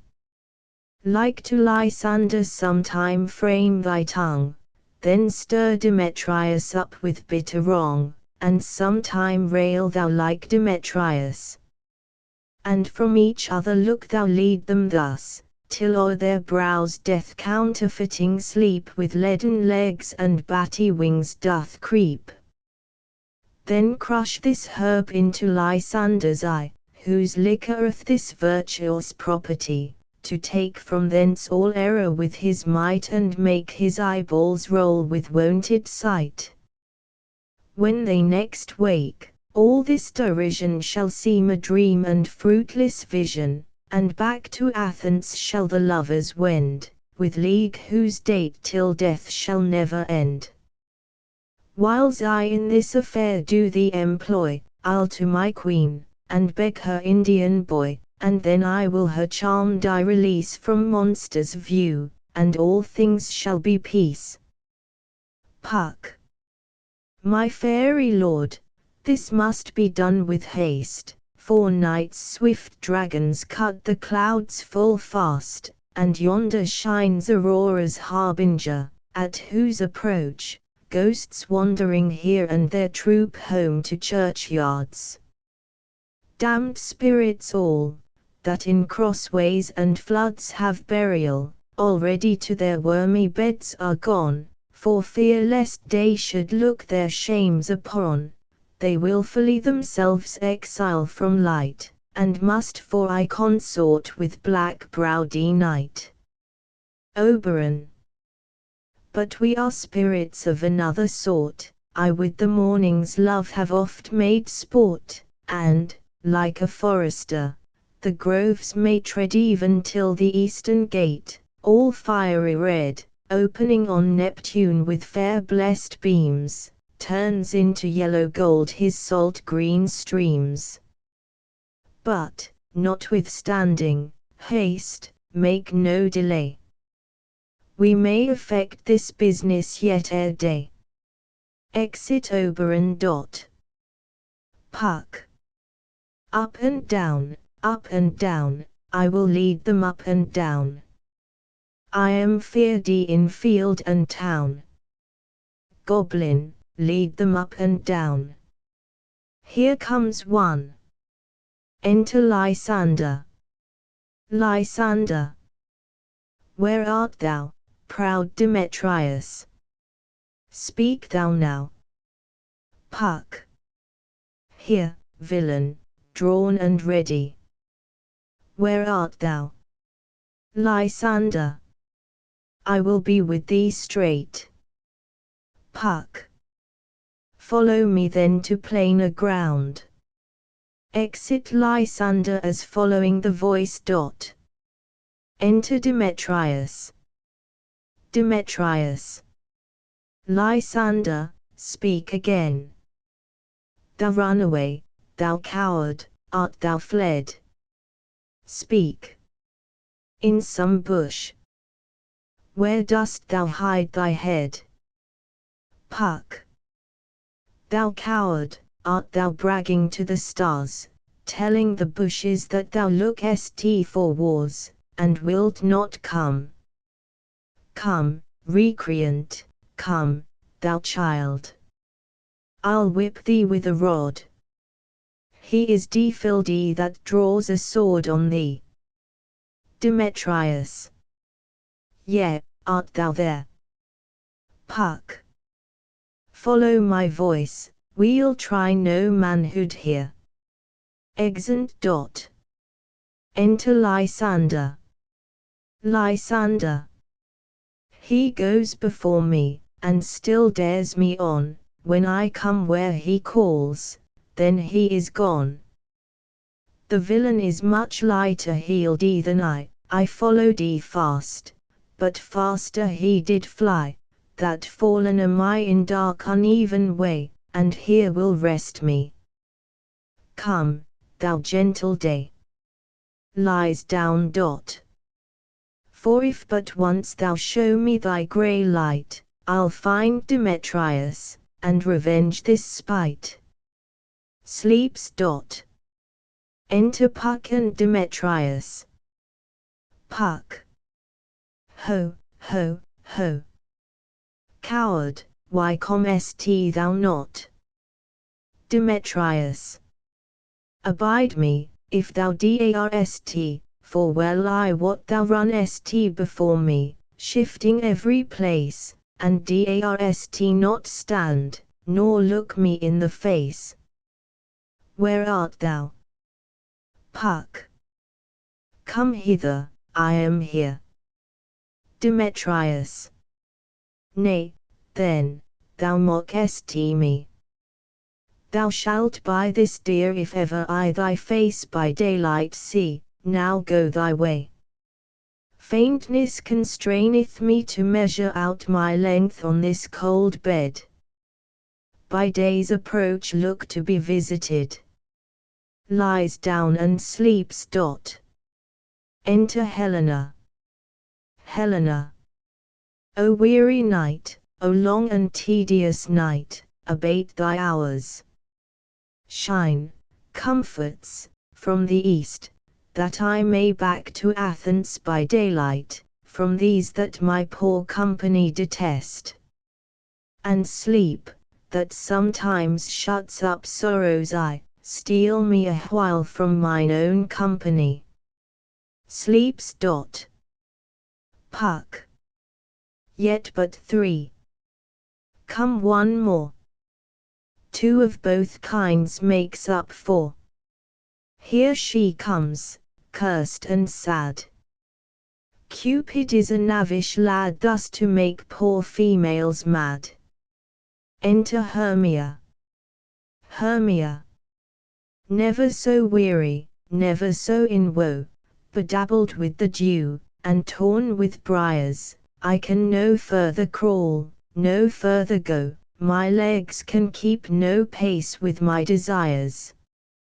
Here will I rest me till the break of day. Heavens shield Lysander, if they mean a fray. Lies down. Puck. On the ground sleep sound. I'll apply to your eye, gentle lover, remedy. Squeezing the juice on Lysander's eye. When thou walkest, thou takest true delight in the sight of thy former lady's eye. And the country proverb known, that every man should take his own, in your waking shall be shown. Jack shall have Jill, naught shall go ill, the man shall have his mare again, and all shall be well. Exit Puck. Act 4 Scene I. The wood. Lysander, Demetrius, Helena and Hermia still asleep. Enter Titania and Bottom, Peas Blossom, Cobweb, Moth, Mustard Seed and other fairies attending, Oberon behind, unseen. Titania. Come, sit thee down upon this flowery bed, while I thy amiable cheeks do coy, and stick musk roses in thy sleek smooth head, and kiss thy fair large ears, my gentle joy. Bottom. Where's Peas Blossom? Peas Blossom. Ready. Bottom. Scratch my head, Peas Blossom. Where's Monsieur Cobweb? Cobweb. Ready. Bottom. Monsieur Cobweb, good monsieur, get you your weapons in your hand and kill me a red-hipped humble-bee on the top of a thistle, and, good monsieur, bring me the honey-bag. Do not fret yourself too much in the action, monsieur, and, good monsieur, have a care the honey-bag break not. I would be loath to have you overflown with a honey-bag, seigneur. Where's Monsieur Mustard Seed? Mustard Seed. Ready. Bottom. Give me your knife, Monsieur Mustard Seed. Pray you, leave your courtesy, good monsieur. Mustard Seed. What's your will? Bottom. Nothing, good monsieur, but to help cavalry cobweb to scratch. I must to the barber's, monsieur, for methinks I am marvellous hairy about the face, and I am such a tender ass, if my hair do but tickle me, I must scratch. Titania. What, wilt thou hear some music, my sweet love? Bottom. I have a reasonable good ear in music. Let us have the tongs and the bones. Titania. Or say, sweet love, what thou desirest to eat. Bottom. Truly, a peck of provender, I could munch your good dry oats. Methinks I have a great desire to a bottle of hay, good hay, sweet hay, no fellow. Titania. I have a venturous fairy that shall seek the squirrel's hoard, and fetch thee new nuts. Bottom. I had rather have a handful or two of dried peas. But, I pray you, let none of your people stir me, I have an exposition of sleep come upon me. Titania. Sleep thou, and I will wind thee in my arms. Fairies, be gone, and be always away. So doth the woodbine the sweet honeysuckle gently intwist, the female ivy so enrings the barky fingers of the elm. Oh, how I love thee! How I dote on thee! They sleep. Oberon advances. Enter Puck. Oberon. Welcome, good Robin. Seest thou this sweet sight? Her dotage now I do begin to pity. For, meeting her of late behind the wood, seeking sweet favours for this hateful fool, I did upbraid her and fall out with her. For she his hairy temples then had rounded with coronet of fresh and fragrant flowers, and that same dew, which sometime on the buds was wont to swell like round and orient pearls, stood now within the pretty flowerets' eyes, like tears that did their own disgrace bewail.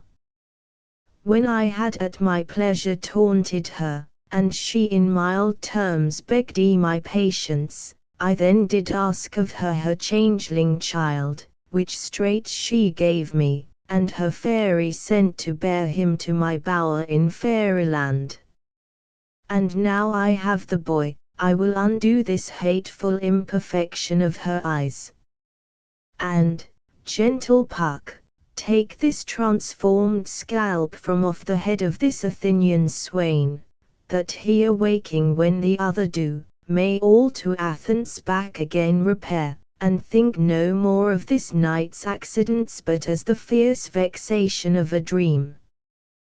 But first I will release the fairy queen.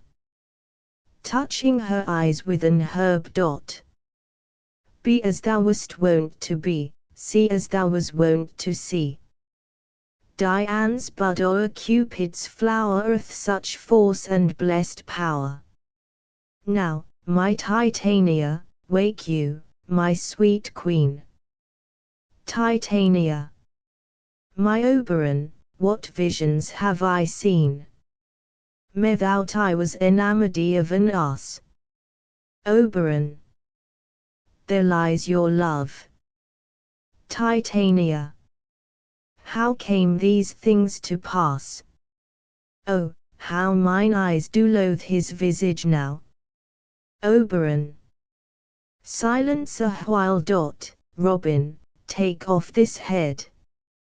Titania, music call, and strike more dead than common sleep, of all these five the sense.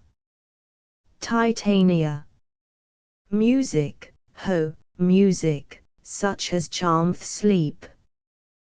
Puck, now when thou wakest, with thine own fool's eyes peep. Oberon, sound, music, still music. Come, my queen, take hands with me, and rock the ground whereon these sleepers be. Now thou and I are new in amity, and will tomorrow midnight solemnly dance in Duke Theseus' house triumphantly, and bless it to all fair prosperity. There shall the pairs of faithful lovers be wedded, with Theseus, all in jollity. Puck, fairy king, attend and mark. I do hear the morning lark. Oberon, then, my queen, in silence sad, trip we after night's shade. We the globe can compass soon, swifter than the wandering moon. Titania, come, my lord, and in our flight, tell me how it came this night that I sleeping here was found with these mortals on the ground. Exeunt. Horns sound within. Enter Theseus, Hippolyta, Egeus and train. Theseus, go, one of you, find out the forester, for now our observation is performed, and since we have the reward of the day, my love shall hear the music of my hounds. Uncouple in the western valley, let them go. Dispatch, I say, and find the forester. Exit an attendant. We will, fair queen, up to the mountain's top, and mark the musical confusion of hounds and echo in conjunction. Hippolyta, I was with Hercules and Cadmus once, when in a wood of Crete they bayed the bear with hounds of Sparta. Never did I hear such gallant chiding, for, besides the groves, the skies, the fountains, every region near seemed all one mutual cry. I never heard so musical a discord, such sweet thunder.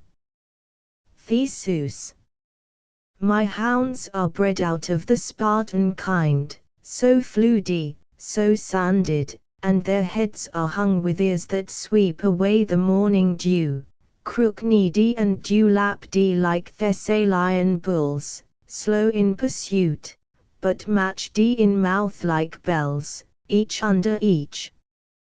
A cry more tunable was never hollowed to, nor cheered with horn, in Crete, in Sparta, nor in Thessaly.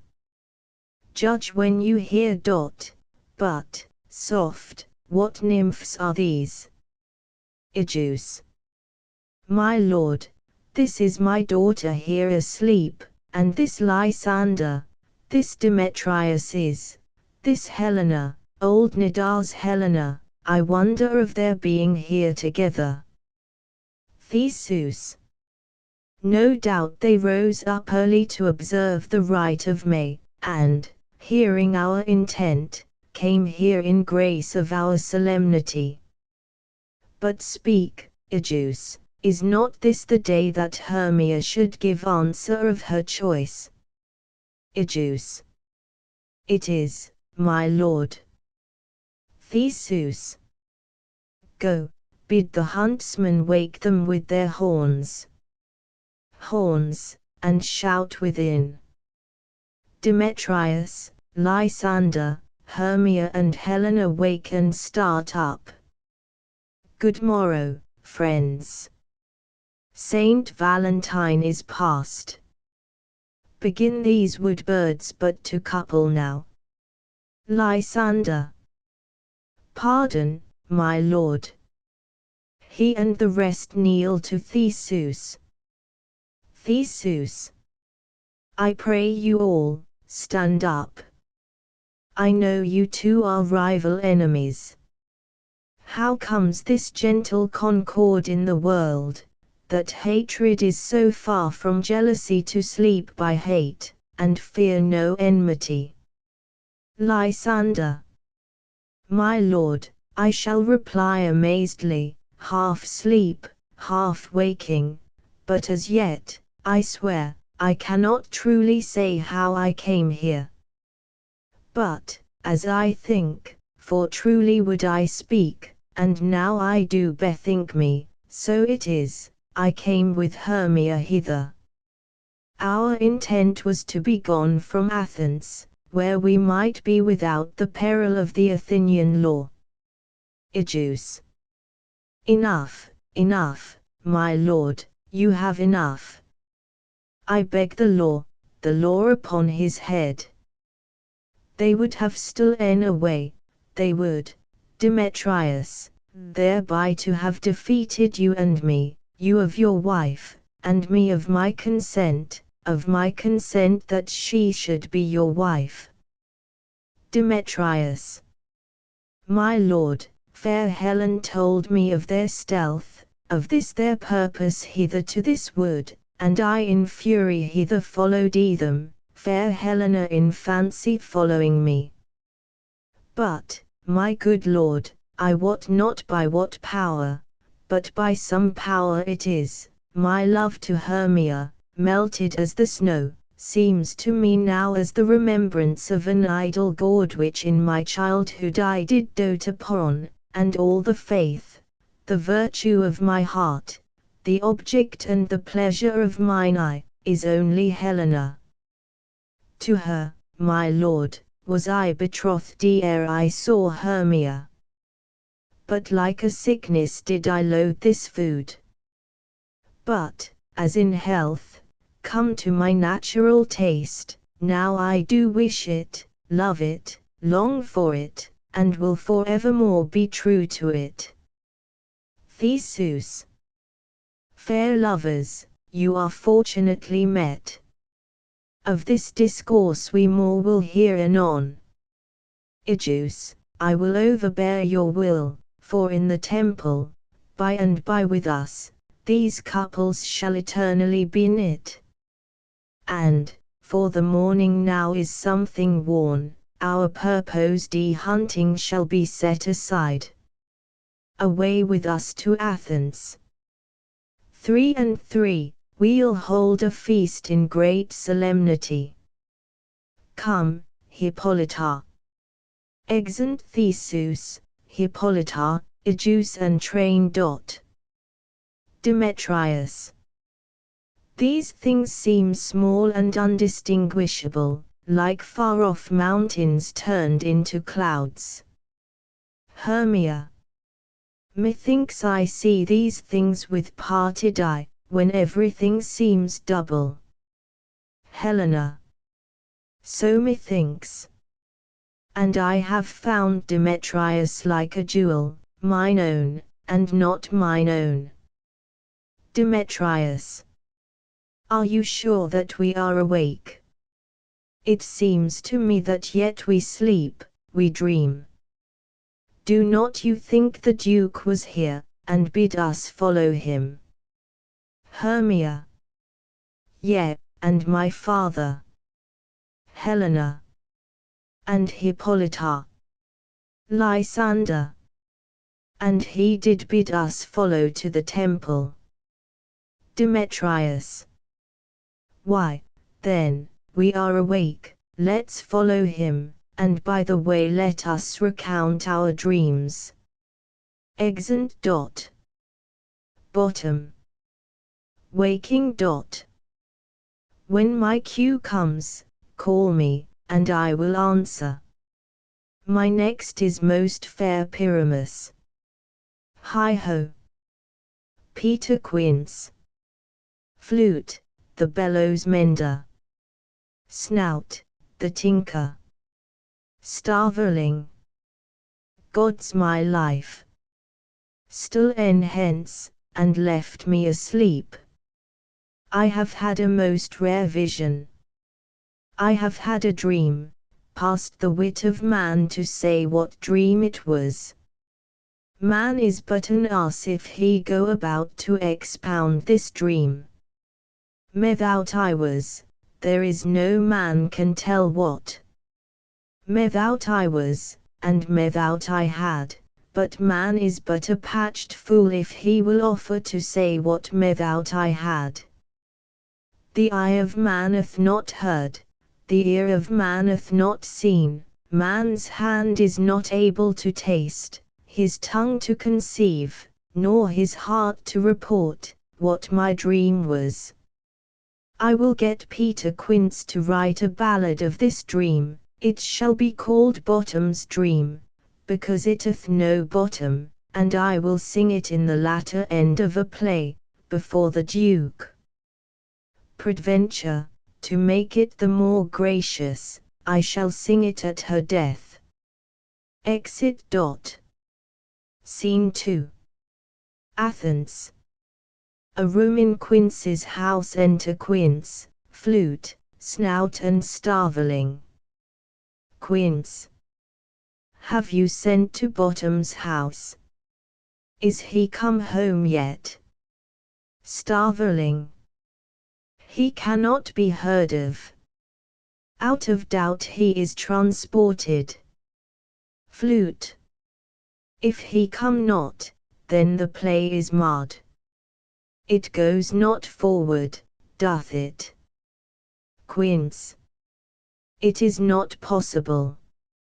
You have not a man in all Athens able to discharge Pyramus but he. Flute. No, he hath simply the best wit of any handicraft man in Athens. Quince. Yea, and the best person too, and he is a very paramour for a sweet voice. Flute. You must say paragon. A paramour is, God bless us, a thing of naught. Enter Snug. Snug masters, the Duke is coming from the temple, and there is 2 or 3 lords and ladies more married. If our sport had gone forward, we had all been made men. Flute. O sweet bully Bottom! Thus hath he lost 6pence a day during his life, he could not have scaped 6pence a day. And the Duke had not given him 6pence a day for playing Pyramus, I'll be hanged. He would have deserved it, 6pence a day in Pyramus, or nothing. Enter Bottom. Bottom. Where are these lads? Where are these hearts? Quince. Bottom. O most courageous day! O most happy hour! Bottom. Masters, I am to discourse wonders, but ask me not what, for if I tell you, I am not true Athenian. I will tell you everything, right as it fell out. Quince. Let us hear, sweet Bottom. Bottom. Not a word of me. All that I will tell you is, that the Duke hath dined. Get your apparel together, good strings to your beards, new ribbons to your pumps, meet presently at the palace, every man look o'er his part. For the short and the long is, our play is preferred. In any case, let this have clean linen, and let not him that plays the lion pare his nails, for they shall hang out for the lion's claws. And most dear actors, eat no onions nor garlic, for we are to utter sweet breath, and I do not doubt but to hear them say it is a sweet comedy. No more words. Away. Go, away. Exeunt. Act V. Scene I. Athens. An apartment in the palace of Theseus. Enter Theseus, Hippolyta, Philostrate, lords and attendants. Hippolyta. 'Tis strange, my Theseus, that these lovers speak of. Theseus. More strange than true. I never may believe these antique fables, nor these fairy toys. Lovers and madmen have such seething brains, such shaping fantasies, that apprehend more than cool reason ever comprehends. The lunatic, the lover, and the poet are of imagination all compact. One sees more devils than vast hell can hold. That is the madman. The lover, all as frantic, sees Helen's beauty in a brow of Egypt. The poet's eye, in a fine frenzy rolling, doth glance from heaven to earth, from earth to heaven, and as imagination bodies forth the forms of things unknown, the poet's pen turns them to shapes, and gives to airy nothing a local habitation and a name. Such trickseth strong imagination, that if it would but apprehend some joy, it comprehends some bringer of that joy. Or in the night, imagining some fear, how easy is a bush supposed a bear. Hippolyta. But all the story of the night told over, and all their minds transfigured so together, more witnesseth than fancy's images, and grows to something of great constancy, but, howsoever, strange and admirable. Enter lovers, Lysander, Demetrius, Hermia and Helena. Theseus. Here come the lovers, full of joy and mirth. Joy, gentle friends, joy and fresh days of love accompany your hearts. Lysander. More than to us wait in your royal walks, your board, your bed. Theseus. Come now, what masks, what dances shall we have, to wear away this long age of 3 hours between our after supper and bedtime? Where is our usual manager of mirth? What revels are in hand? Is there no play to ease the anguish of a torturing hour? Call Philostrate. Philostrate. Here, mighty Theseus. Theseus. Say, what abrigment have you for this evening? What mask? What music? How shall we beguile the lazy time, if not with some delight? Philostrate. There is a brief how many sports are ripe. Make choice of which your highness will see first. Giving a paper dot. Theseus. Reads, the battle with the centaurs, to be sung by an Athenian eunuch to the harp. We'll none of that. That have I told my love in glory of my kinsman Hercules. The riot of the tipsy bacchanals, tearing the Thracian singer in their rage. That is an old device, and it was played when I from Thebes came last a conqueror. The thrice 3 muses mourning for the death of learning, late deceased in beggary. That is some satire, keen and critical, not sorting with a nuptial ceremony. A tedious brief scene of young Pyramus and his love Thisbe, very tragical mirth. Merry and tragical. Tedious and brief. That is hot ice and wondrous strange snow. How shall we find the concord of this discord? Philostrate. A play there is, my lord, some 10 words long, which is as brief as I have known a play, but by 10 words, my lord, it is too long, which makes it tedious. For in all the play there is not one word apt, one player fitted. And tragical, my noble lord, it is. For Pyramus therein doth kill himself, which, when I saw rehearsed, I must confess, made mine eyes water, but more merry tears the passion of loud laughter never shed. Theseus. What are they that do play it? Philostrate.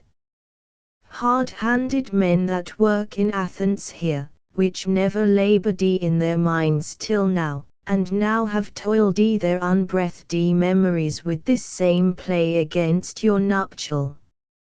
Theseus. And we will hear it. Philostrate. No, my noble lord, it is not for you. I have heard it over, and it is nothing, nothing in the world, unless you can find sport in their intents, extremely stretched and conned with cruel pain to do you service. Theseus. I will hear that play, for never anything can be amiss when simpleness and duty tender it. Go, bring them in, and take your places, ladies. Exit Philostrate. Hippolyta. I love not to see wretchedness o'ercharged, and duty in his service perishing. Theseus. Why, gentle sweet, you shall see no such thing. Hippolyta. He says they can do nothing in this kind. Theseus. The kind are we, to give them thanks for nothing. Our sport shall be to take what they mistake, and what poor duty cannot do, noble respect takes it in might, not merit. Where I have come, great clerks have purposed to greet me with premeditated welcomes, where I have seen them shiver and look pale, make periods in the midst of sentences, throttle their practised accent in their fears, and, in conclusion, dumbly have broke off, not paying me a welcome. Trust me, sweet, out of this silence yet I pick a welcome, and in the modesty of fearful duty I read as much as from the rattling tongue of saucy and audacious eloquence. Love, therefore, and tongue-tied simplicity in least speak most to my capacity. Enter Philostrate. Philostrate.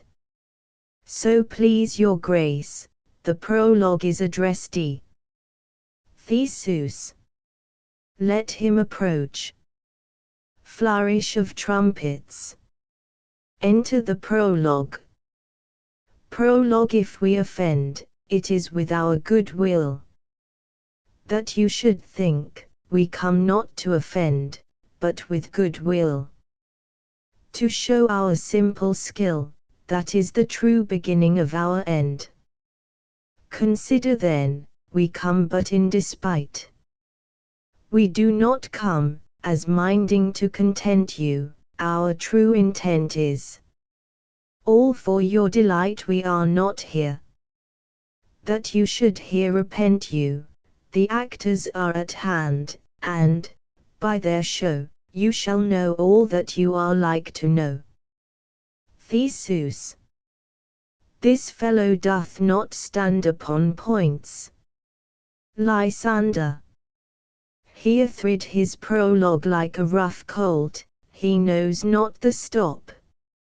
A good moral, my lord, it is not enough to speak, but to speak true. Hippolyta. Indeed he hath played on this prologue like a child on a recorder, a sound, but not in government. Theseus. His speech was like a tangled chain, nothing impaired, but all disordered. Who is next? Enter Pyramus and Thisbe, wall, moonshine and lion as in dumb show. Prologue. Gentles, perchance you wonder at this show, but wonder on, till truth make all things plain. This man is Pyramus, if you would know, this beauteous lady Thisbe is certain. This man, with lime and rough cast, doth present wall, that vile wall which did these lovers sunder, and through wall's chink, poor souls, they are content to whisper, at the which let no man wonder.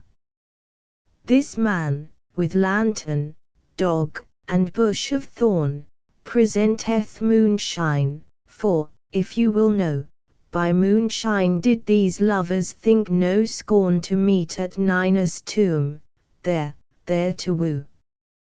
This grisly beast, which Lion hight by name, the trusty Thisbe, coming first by night, did scare away, or rather did affright, and as she fled, her mantle she did fall, which Lion vile with bloody mouth did stain.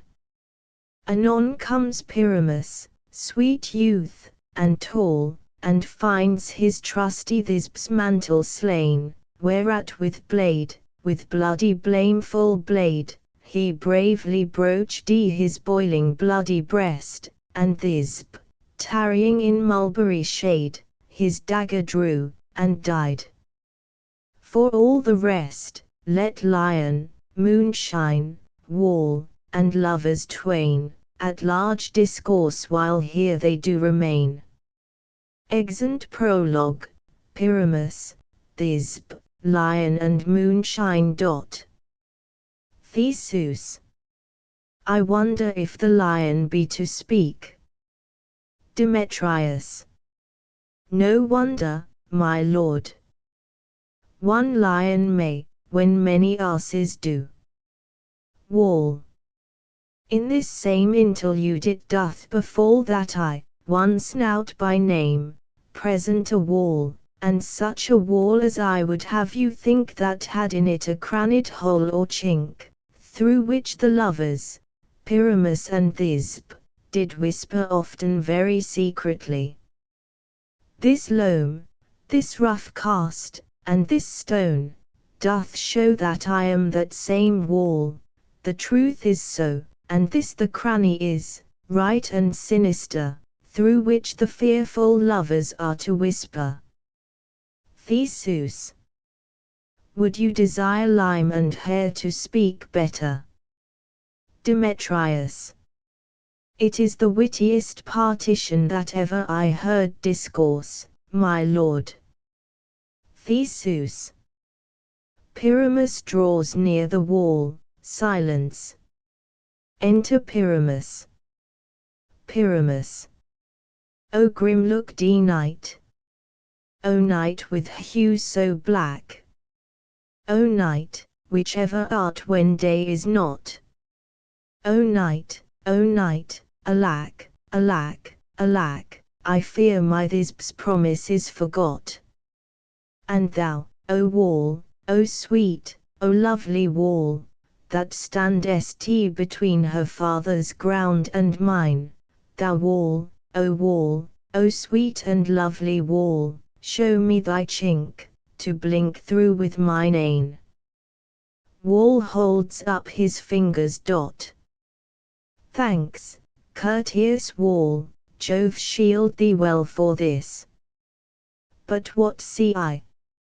No Thisbe do I see. O wicked wall, through whom I see no bliss, cursed be thy stones for thus deceiving me. Theseus. The wall, methinks, being sensible, should curse again. Pyramus. No, in truth, sir, he should not.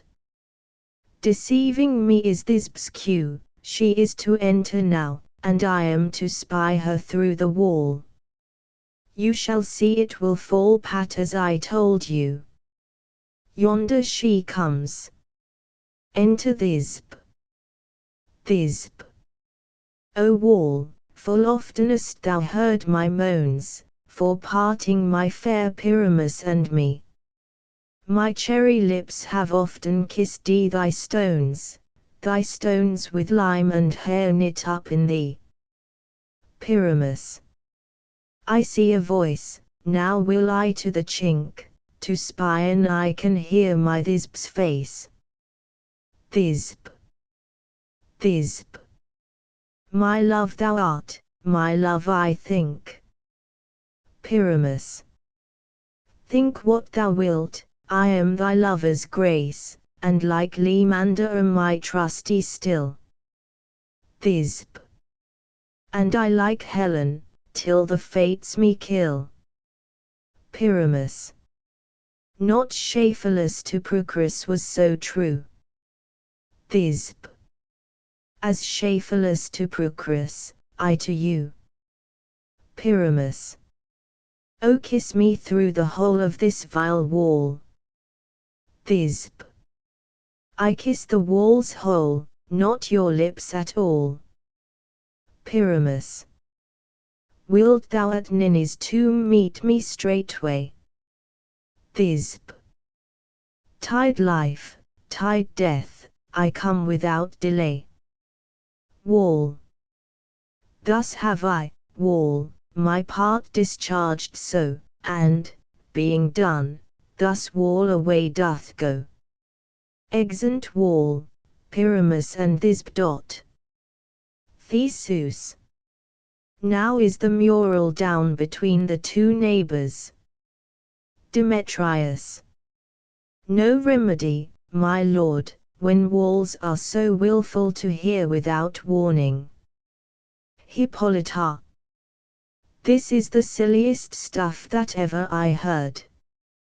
Theseus. The best in this kind are but shadows, and the worst are no worse, if imagination amend them. Hippolyta. It must be your imagination then, and not theirs. Theseus. If we imagine no worse of them than they of themselves, they may pass for excellent men. Here come two noble beasts in, a man and a lion. Enter Lion and Moonshine. Lion. You, ladies, you, whose gentle hearts do fear the smallest monstrous mouse that creeps on floor, may now, perchance, both quake and tremble here, when Lion rough in wildest rage doth roar. Then know that I, one Snug the joiner, am a lion fell, nor else no lion's dam, for if I should as lion come in strife into this place, 'twere a pity on my life. Theseus. A very gentle beast, and of a good conscience. Demetrius. The very best at a beast, my lord, that e'er I saw. Lysander. This lion is a very fox for his valor. Theseus. True, and a goose for his discretion. Demetrius. Not so, my lord, for his valor cannot carry his discretion, and the fox carries the goose. Theseus. His discretion, I am sure, cannot carry his valor, for the goose carries not the fox. It is well, leave it to his discretion, and let us listen to the moon. Moonshine. This lantern doth the horned moon present. Demetrius. He should have worn the horns on his head. Theseus. He is no crescent, and his horns are invisible within the circumference. Moonshine. This lantern doth the horned moon present, myself the man I the moon do seem to be. Theseus. This is the greatest error of all the rest, the man should be put into the lantern. How is it else the man I the moon? Demetrius. He dares not come there for the candle, for you see, it is already in snuff. Hippolyta. I am weary of this moon. Would he would change. Theseus. It appears by his small light of discretion that he is in the wane, but yet, in courtesy, in all reason, we must stay the time. Lysander. Proceed, moon. Moon. All that I have to say, is to tell you that the lantern is the moon, I the man I the moon, this thorn bush my thorn bush, and this dog my dog. Demetrius. Why, all these should be in the lantern, for all these are in the moon. But silence, here comes Thisbe. Enter Thisbe. Thisbe. This is old Ninny's tomb. Where is my love? Lion. Oh. The lion roars, Thisbe runs off. Demetrius. Well roared, lion. Theseus. Well run, Thisbe. Hippolyta. Well shone, moon. Truly, the moon shines with a good grace. The lion tears Thisbe's mantle, and exit. Theseus. Well moused, lion. Demetrius. And then came Pyramus. Lysander. And so the lion vanished. Enter Pyramus. Pyramus. Sweet moon, I thank thee for thy sunny beams, I thank thee, moon, for shining now so bright, for, by thy gracious golden, glittering gleams, I trust to take of truest Thisbe sight. But stay. O spite! But mark, poor knight, what dreadful dole is here. Eyes, do you see? How can it be? O dainty duck! O dear! Thy mantle good, what, stained with blood? Approach, ye furies fell!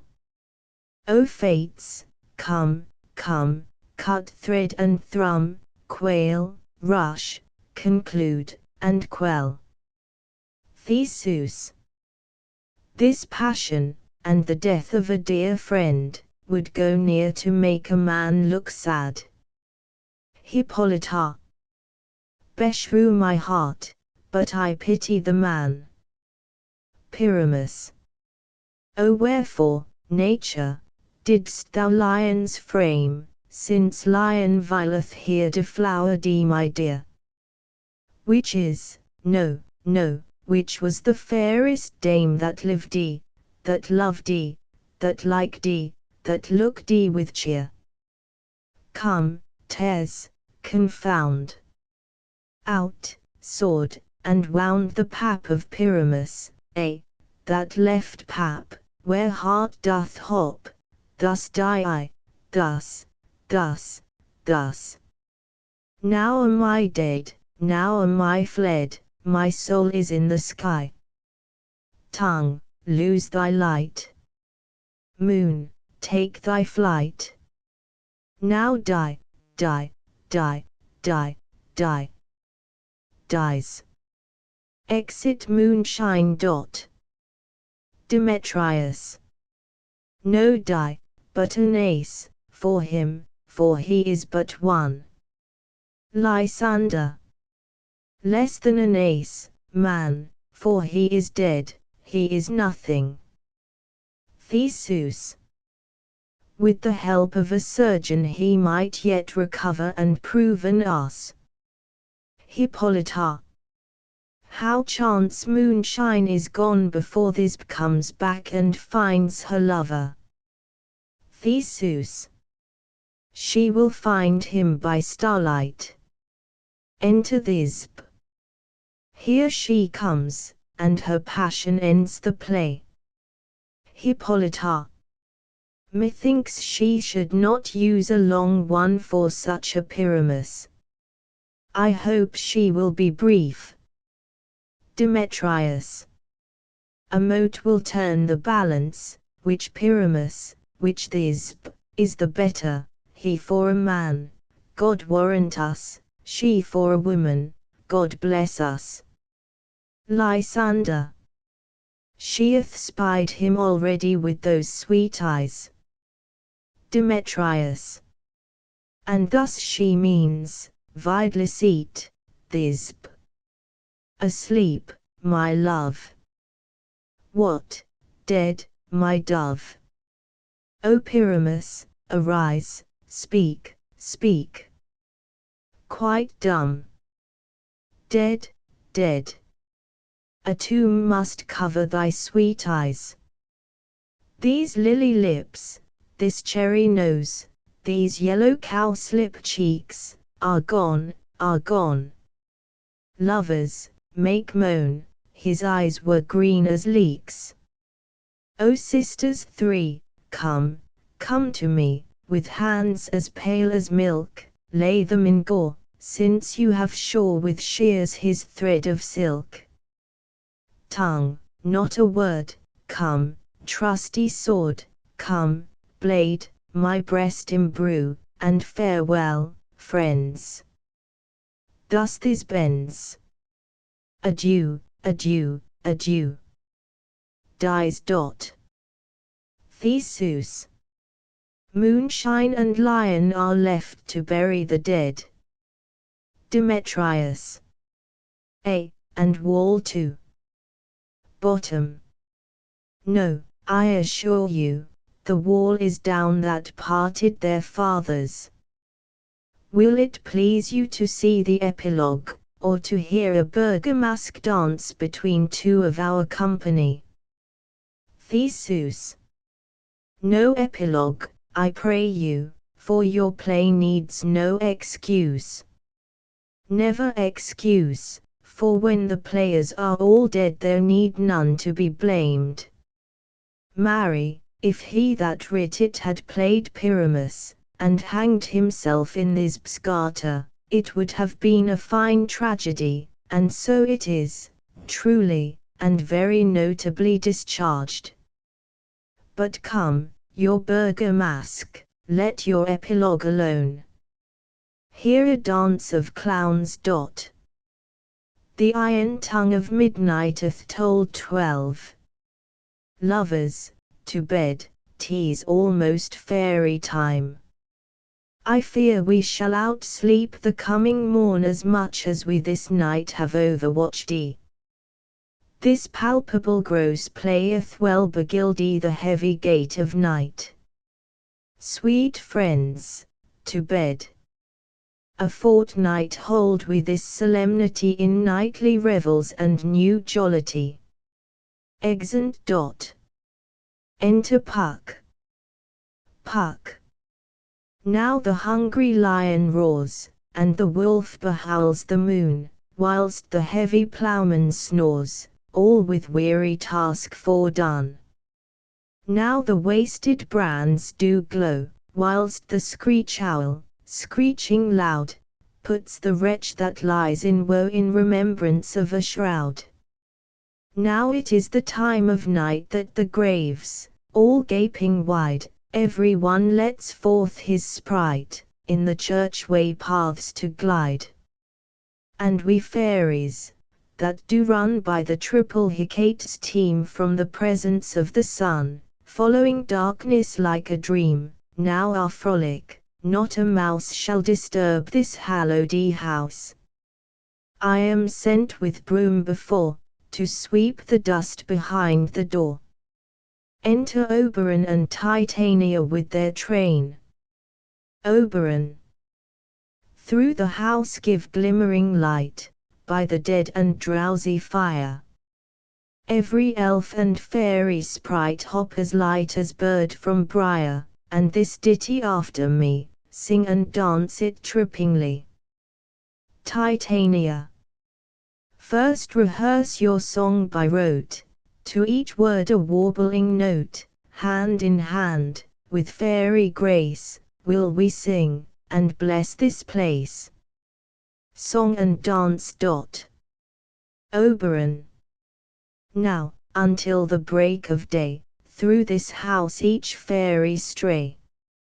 To the best bride bed will we, which by us shall blessed be, and the issue there create ever shall be fortunate.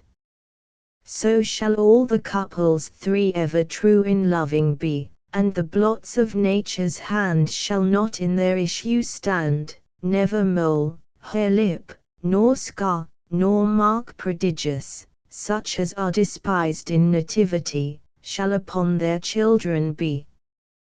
With this field due consecrate, every fairy take his gate, and each several chamber bless, through this palace, with sweet peace, and the owner of it blessed. Ever shall it in safety rest, trip away. Make no stay, meet me all by break of day. Exeunt Oberon, Titania and train. Puck. If we shadows have offended, think but this, and all is mended, that you have but slumbered here while these visions did appear. And this weak and idle theme, no more yielding but a dream, gentles, do not reprehend. If you pardon, we will mend. And, as I am an honest Puck, if we have unearned luck now to scape the serpent's tongue, we will make amends ere long, else the Puck a liar call. So, good night unto you all. Give me your hands, if we be friends, and Robin shall restore amends. Exit. End of the Project Gutenberg ebook A Midsummer Night's Dream ***** Updated editions will replace the previous one, the old editions will be renamed. Creating the works from print editions not protected by U.S. copyright law means that no one owns a United States copyright in these works, so the Foundation, and you, can copy and distribute it in the United States without permission and without paying copyright royalties. Special rules, set forth in the general terms of use part of this license, apply to copying and distributing Project Gutenberg trademark symbol electronic works to protect the Project Gutenberg trademark symbol concept and trademark.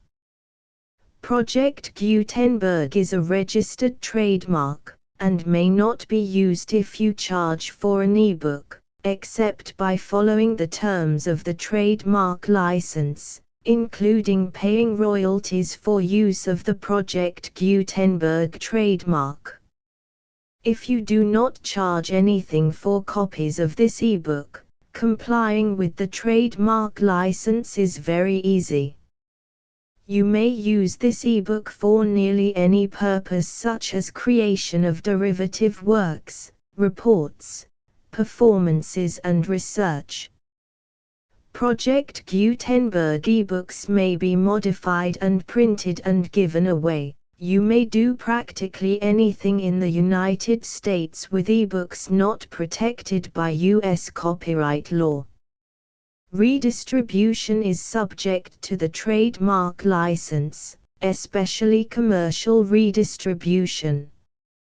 Start, Full license. The full Project Gutenberg license. Please read this before you distribute or use this work to protect the Project Gutenberg trademark symbol mission of promoting the free distribution of electronic works. By using or distributing this work, or any other work associated in any way with the phrase Project Gutenberg, you agree to comply with all the terms of the full Project Gutenberg trademark symbol license available with this file or online at www.gutenberg.org/license. Section 1. General Terms of Use and Redistributing Project Gutenberg Trademark Symbol Electronic Works 1.0. By reading or using any part of this Project Gutenberg trademark symbol electronic work, you indicate that you have read, understand, agree to and accept all the terms of this license and intellectual property, trademark/copyright, agreement. If you do not agree to abide by all the terms of this agreement, you must cease using and return or destroy all copies of Project Gutenberg trademark symbol electronic works in your possession. If you paid a fee for obtaining a copy of or access to a Project Gutenberg trademark symbol electronic work and you do not agree to be bound by the terms of this agreement, you may obtain a refund from the person or entity to whom you paid the fee as set forth in paragraph 1.e.8. 1.b. Project Gutenberg is a registered trademark. It may only be used on or associated in any way with an electronic work by people who agree to be bound by the terms of this agreement. There are a few things that you can do with most Project Gutenberg trademark symbol electronic works even without complying with the full terms of this agreement. See paragraph 1.c below. There are a lot of things you can do with Project Gutenberg trademark symbol electronic works if you follow the terms of this agreement and help preserve free future access to Project Gutenberg trademark symbol electronic works. See paragraph 1.e below. 1.c. The Project Gutenberg Literary Archive Foundation, the Foundation or PGLAF, owns a compilation copyright in the collection of Project Gutenberg trademark symbol electronic works. Nearly all the individual works in the collection are in the public domain in the United States. If an individual work is unprotected by copyright law in the United States and you are located in the United States, we do not claim a right to prevent you from copying, distributing, performing, displaying or creating derivative works based on the work as long as all references to Project Gutenberg are removed. Of course, we hope that you will support the Project Gutenberg trademark symbol mission of promoting free access to electronic works by freely sharing Project Gutenberg trademark symbol works in compliance with the terms of this agreement for keeping the Project Gutenberg trademark symbol name associated with the work. You can easily comply with the terms of this agreement by keeping this work in the same format with its attached full Project Gutenberg trademark symbol license when you share it without charge with others. 1.d. The copyright laws of the place where you are located also govern what you can do with this work. Copyright laws in most countries are in a constant state of change. If you are outside the United States, Check the laws of your country in addition to the terms of this agreement before downloading, copying, displaying, performing, distributing or creating derivative works based on this work or any other Project Gutenberg trademark symbol work. The Foundation makes no representations concerning the copyright status of any work in any country other than the United States. 1.e Unless you have removed all references to Project Gutenberg, 1.e.1. The following sentence, with active links to, or other immediate access to, the full Project Gutenberg trademark symbol license must appear prominently whenever any copy of a Project Gutenberg trademark symbol work, any work on which the phrase Project Gutenberg appears, or with which the phrase Project Gutenberg is associated, is accessed, displayed, performed, viewed, copied or distributed. This ebook is for the use of anyone anywhere in the United States and most other parts of the world at no cost and with almost no restrictions whatsoever. You may copy it, give it away or reuse it under the terms of the Project Gutenberg license included with this ebook or online at www.gutenberg.org. If you are not located in the United States, you will have to check the laws of the country where you are located before using this ebook. 1.e.2.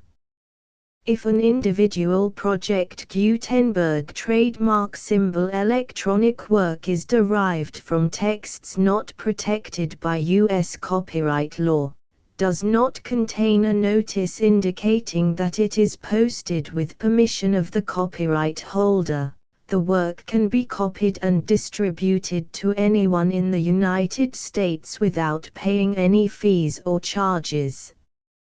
If you are redistributing or providing access to a work with the phrase Project Gutenberg associated with or appearing on the work, you must comply either with the requirements of paragraphs 1.e.1 through 1.e.7 or obtain permission for the use of the work and the Project Gutenberg trademark symbol trademark as set forth in paragraphs 1.e.8 or 1.e.9.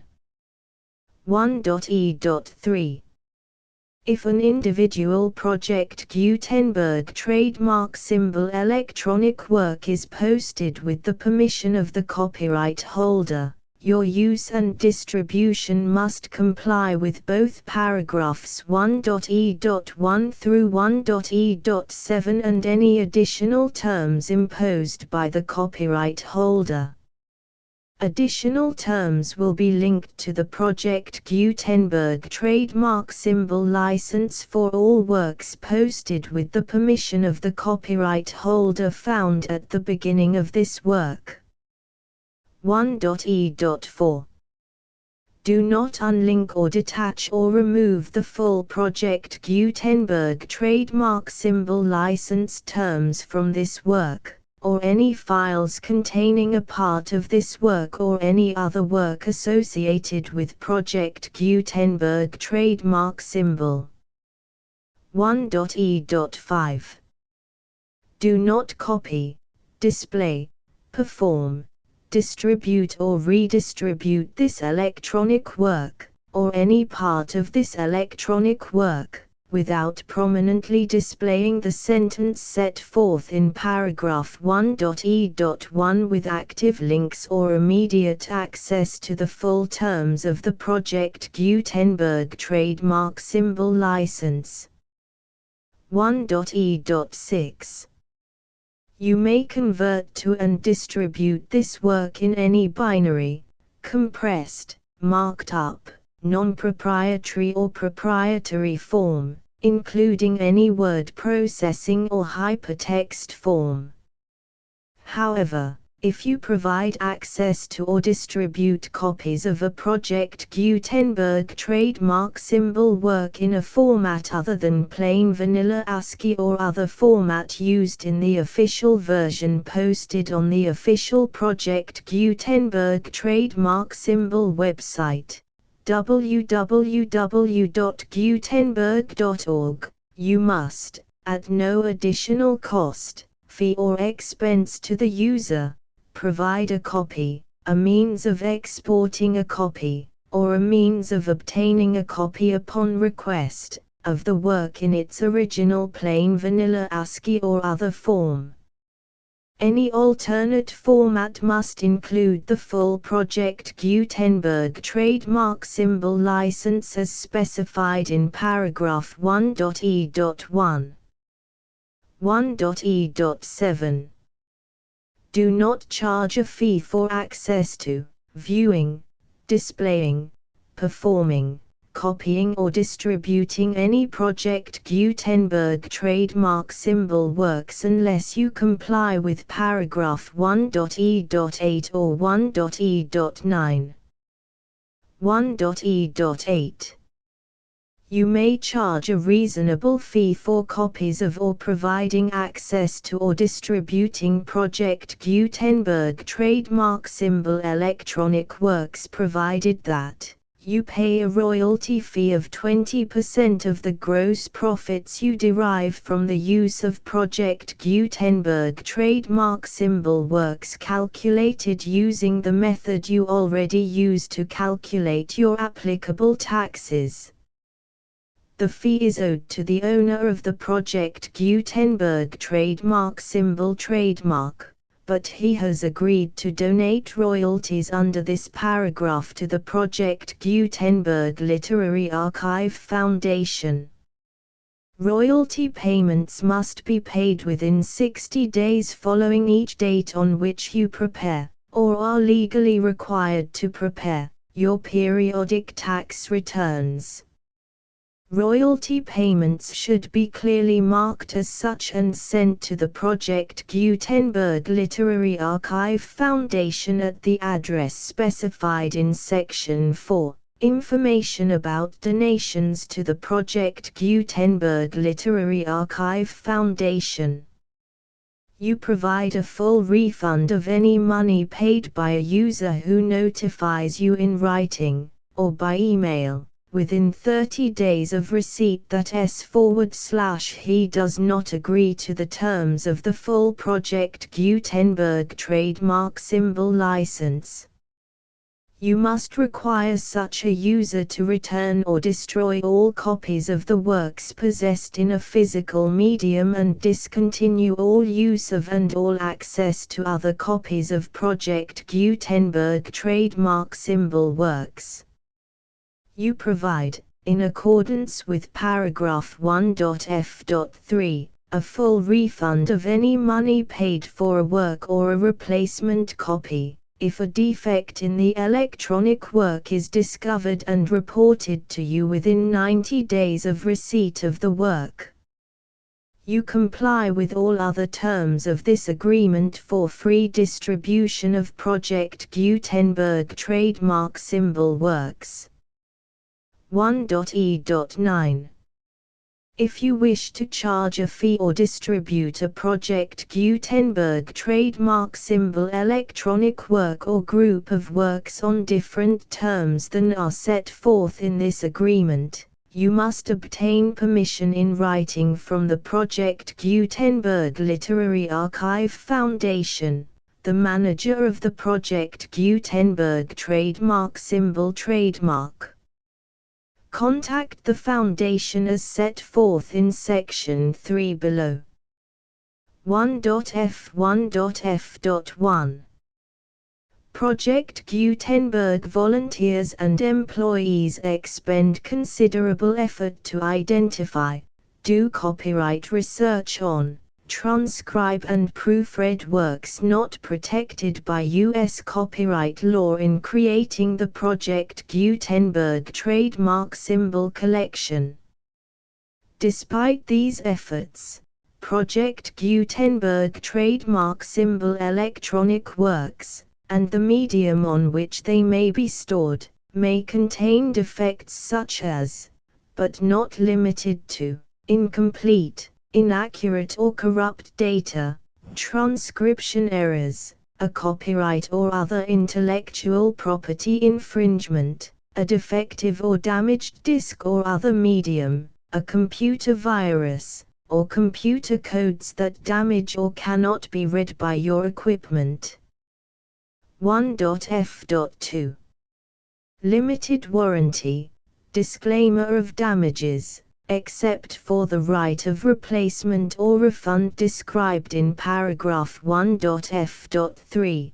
The Project Gutenberg Literary Archive Foundation, the owner of the Project Gutenberg trademark symbol trademark, and any other party distributing a Project Gutenberg trademark symbol electronic work under this agreement, disclaim all liability to you for damages, costs and expenses, including legal fees.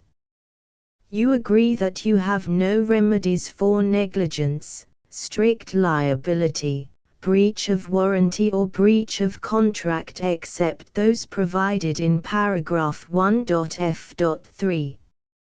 You agree that the Foundation, the trademark owner, and any distributor under this agreement will not be liable to you for actual, direct, indirect, consequential, punitive or incidental damages even if you give notice of the possibility of such damage.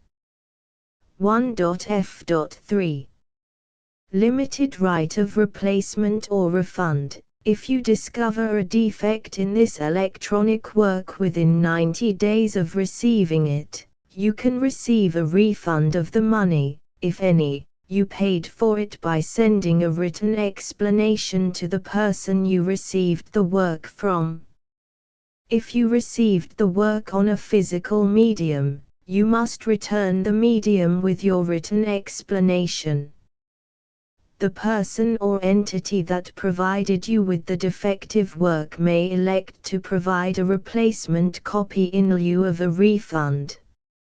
If you received the work electronically, the person or entity providing it to you may choose to give you a second opportunity to receive the work electronically in lieu of a refund. If the second copy is also defective, you may demand a refund in writing without further opportunities to fix the problem. 1.f.4 Except for the limited right of replacement or refund set forth in paragraph 1.f.3, this work is provided to you as is, with no other warranties of any kind, express or implied, including but not limited to warranties of merchantability or fitness for any purpose.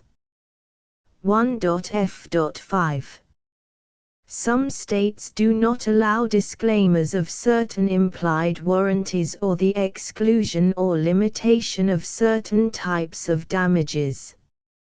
If any disclaimer or limitation set forth in this agreement violates the law of the state applicable to this agreement, the agreement shall be interpreted to make the maximum disclaimer or limitation permitted by the applicable state law. The invalidity or unenforceability of any provision of this agreement shall not void the remaining provisions. 1.f.6 Indemnity. You agree to indemnify and hold the Foundation, the trademark owner, any agent or employee of the Foundation, anyone providing copies of Project Gutenberg trademark symbol electronic works in accordance with this agreement, and any volunteers associated with the production, promotion and distribution of Project Gutenberg trademark symbol electronic works, harmless from all liability, costs and expenses, including legal fees, that arise directly or indirectly from any of the following which you do or cause to occur. A. Distribution of this or any Project Gutenberg trademark symbol work. B. Alteration, modification, or additions or deletions to any Project Gutenberg trademark symbol work, and C. Any defect you cause. Section 2. Information about the mission of Project Gutenberg trademark symbol. Project Gutenberg trademark symbol is synonymous with the free distribution of electronic works in formats readable by the widest variety of computers, including obsolete, old, middle-aged and new computers. It exists because of the efforts of hundreds of volunteers and donations from people in all walks of life. Volunteers and financial support to provide volunteers with the assistance they need are critical to reaching Project Gutenberg trademark symbol's goals and ensuring that the Project Gutenberg trademark symbol collection will remain freely available for generations to come. In 2001, the Project Gutenberg Literary Archive Foundation was created to provide a secure and permanent future for Project Gutenberg trademark symbol and future generations. To learn more about the Project Gutenberg Literary Archive Foundation and how your efforts and donations can help, see sections 3 and 4 and the Foundation information page at www.gutenberg.org. Section 3. Information about the Project Gutenberg Literary Archive Foundation. The Project Gutenberg Literary Archive Foundation is a non-profit 501(c)(3) educational corporation organized under the laws of the state of Mississippi and granted tax-exempt status by the Internal Revenue Service. The Foundation's IN or Federal Tax Identification Number is 64-6221541. Contributions to the Project Gutenberg Literary Archive Foundation are tax-deductible to the full extent permitted by U.S. federal laws and your state's laws. The Foundation's business office is located at 809 North 1500 West, Salt Lake City, UT 84116, 801-596-1887. Email contact links and up-to-date contact information can be found at the Foundation's website and official page at www.gutenberg.org/contact section 4. Information about donations to the Project Gutenberg Literary Archive Foundation. Project Gutenberg trademark symbol depends upon and cannot survive without widespread public support and donations to carry out its mission of increasing the number of public domain and licensed works that can be freely distributed in machine-readable form accessible by the widest array of equipment, including outdated equipment. Many small donations, $1 to $5,000, are particularly important to maintaining tax-exempt status with the IRS. The Foundation is committed to complying with the laws regulating charities and charitable donations in all 50 states of the United States. Compliance requirements are not uniform and it takes a considerable effort, much paperwork and many fees to meet and keep up with these requirements. We do not solicit donations in locations where we have not received written confirmation of compliance. To send donations or determine the status of compliance for any particular state, visit www.gutenberg.org/donate. While we cannot and do not solicit contributions from states where we have not met the solicitation requirements, we know of no prohibition against accepting unsolicited donations from donors in such states who approach us with offers to donate. International donations are gratefully accepted, but we cannot make any statements concerning tax treatment of donations received from outside the United States. U.S. laws alone swamp our small staff. Please check the Project Gutenberg web pages for current donation methods and addresses. Donations are accepted in a number of other ways, including checks, online payments and credit card donations. To donate, please visit www.gutenberg.org/donate. Section 5. General information about Project Gutenberg trademark symbol Electronic Works. Professor Michael S. Hart was the originator of the Project Gutenberg trademark symbol concept of a library of electronic works that could be freely shared with anyone. For 40 years, he produced and distributed Project Gutenberg trademark symbol ebooks with only a loose network of volunteer support. Project Gutenberg trademark symbol ebooks are often created from several printed editions, all of which are confirmed as not protected by copyright in the US unless a copyright notice is included.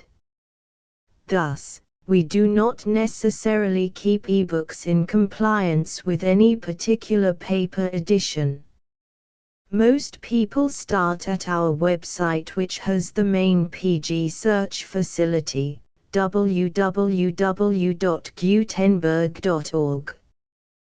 This website includes information about Project Gutenberg trademark symbol, including how to make donations to the Project Gutenberg Literary Archive Foundation, how to help produce our new ebooks, and how to subscribe to our email newsletter to hear about new ebooks.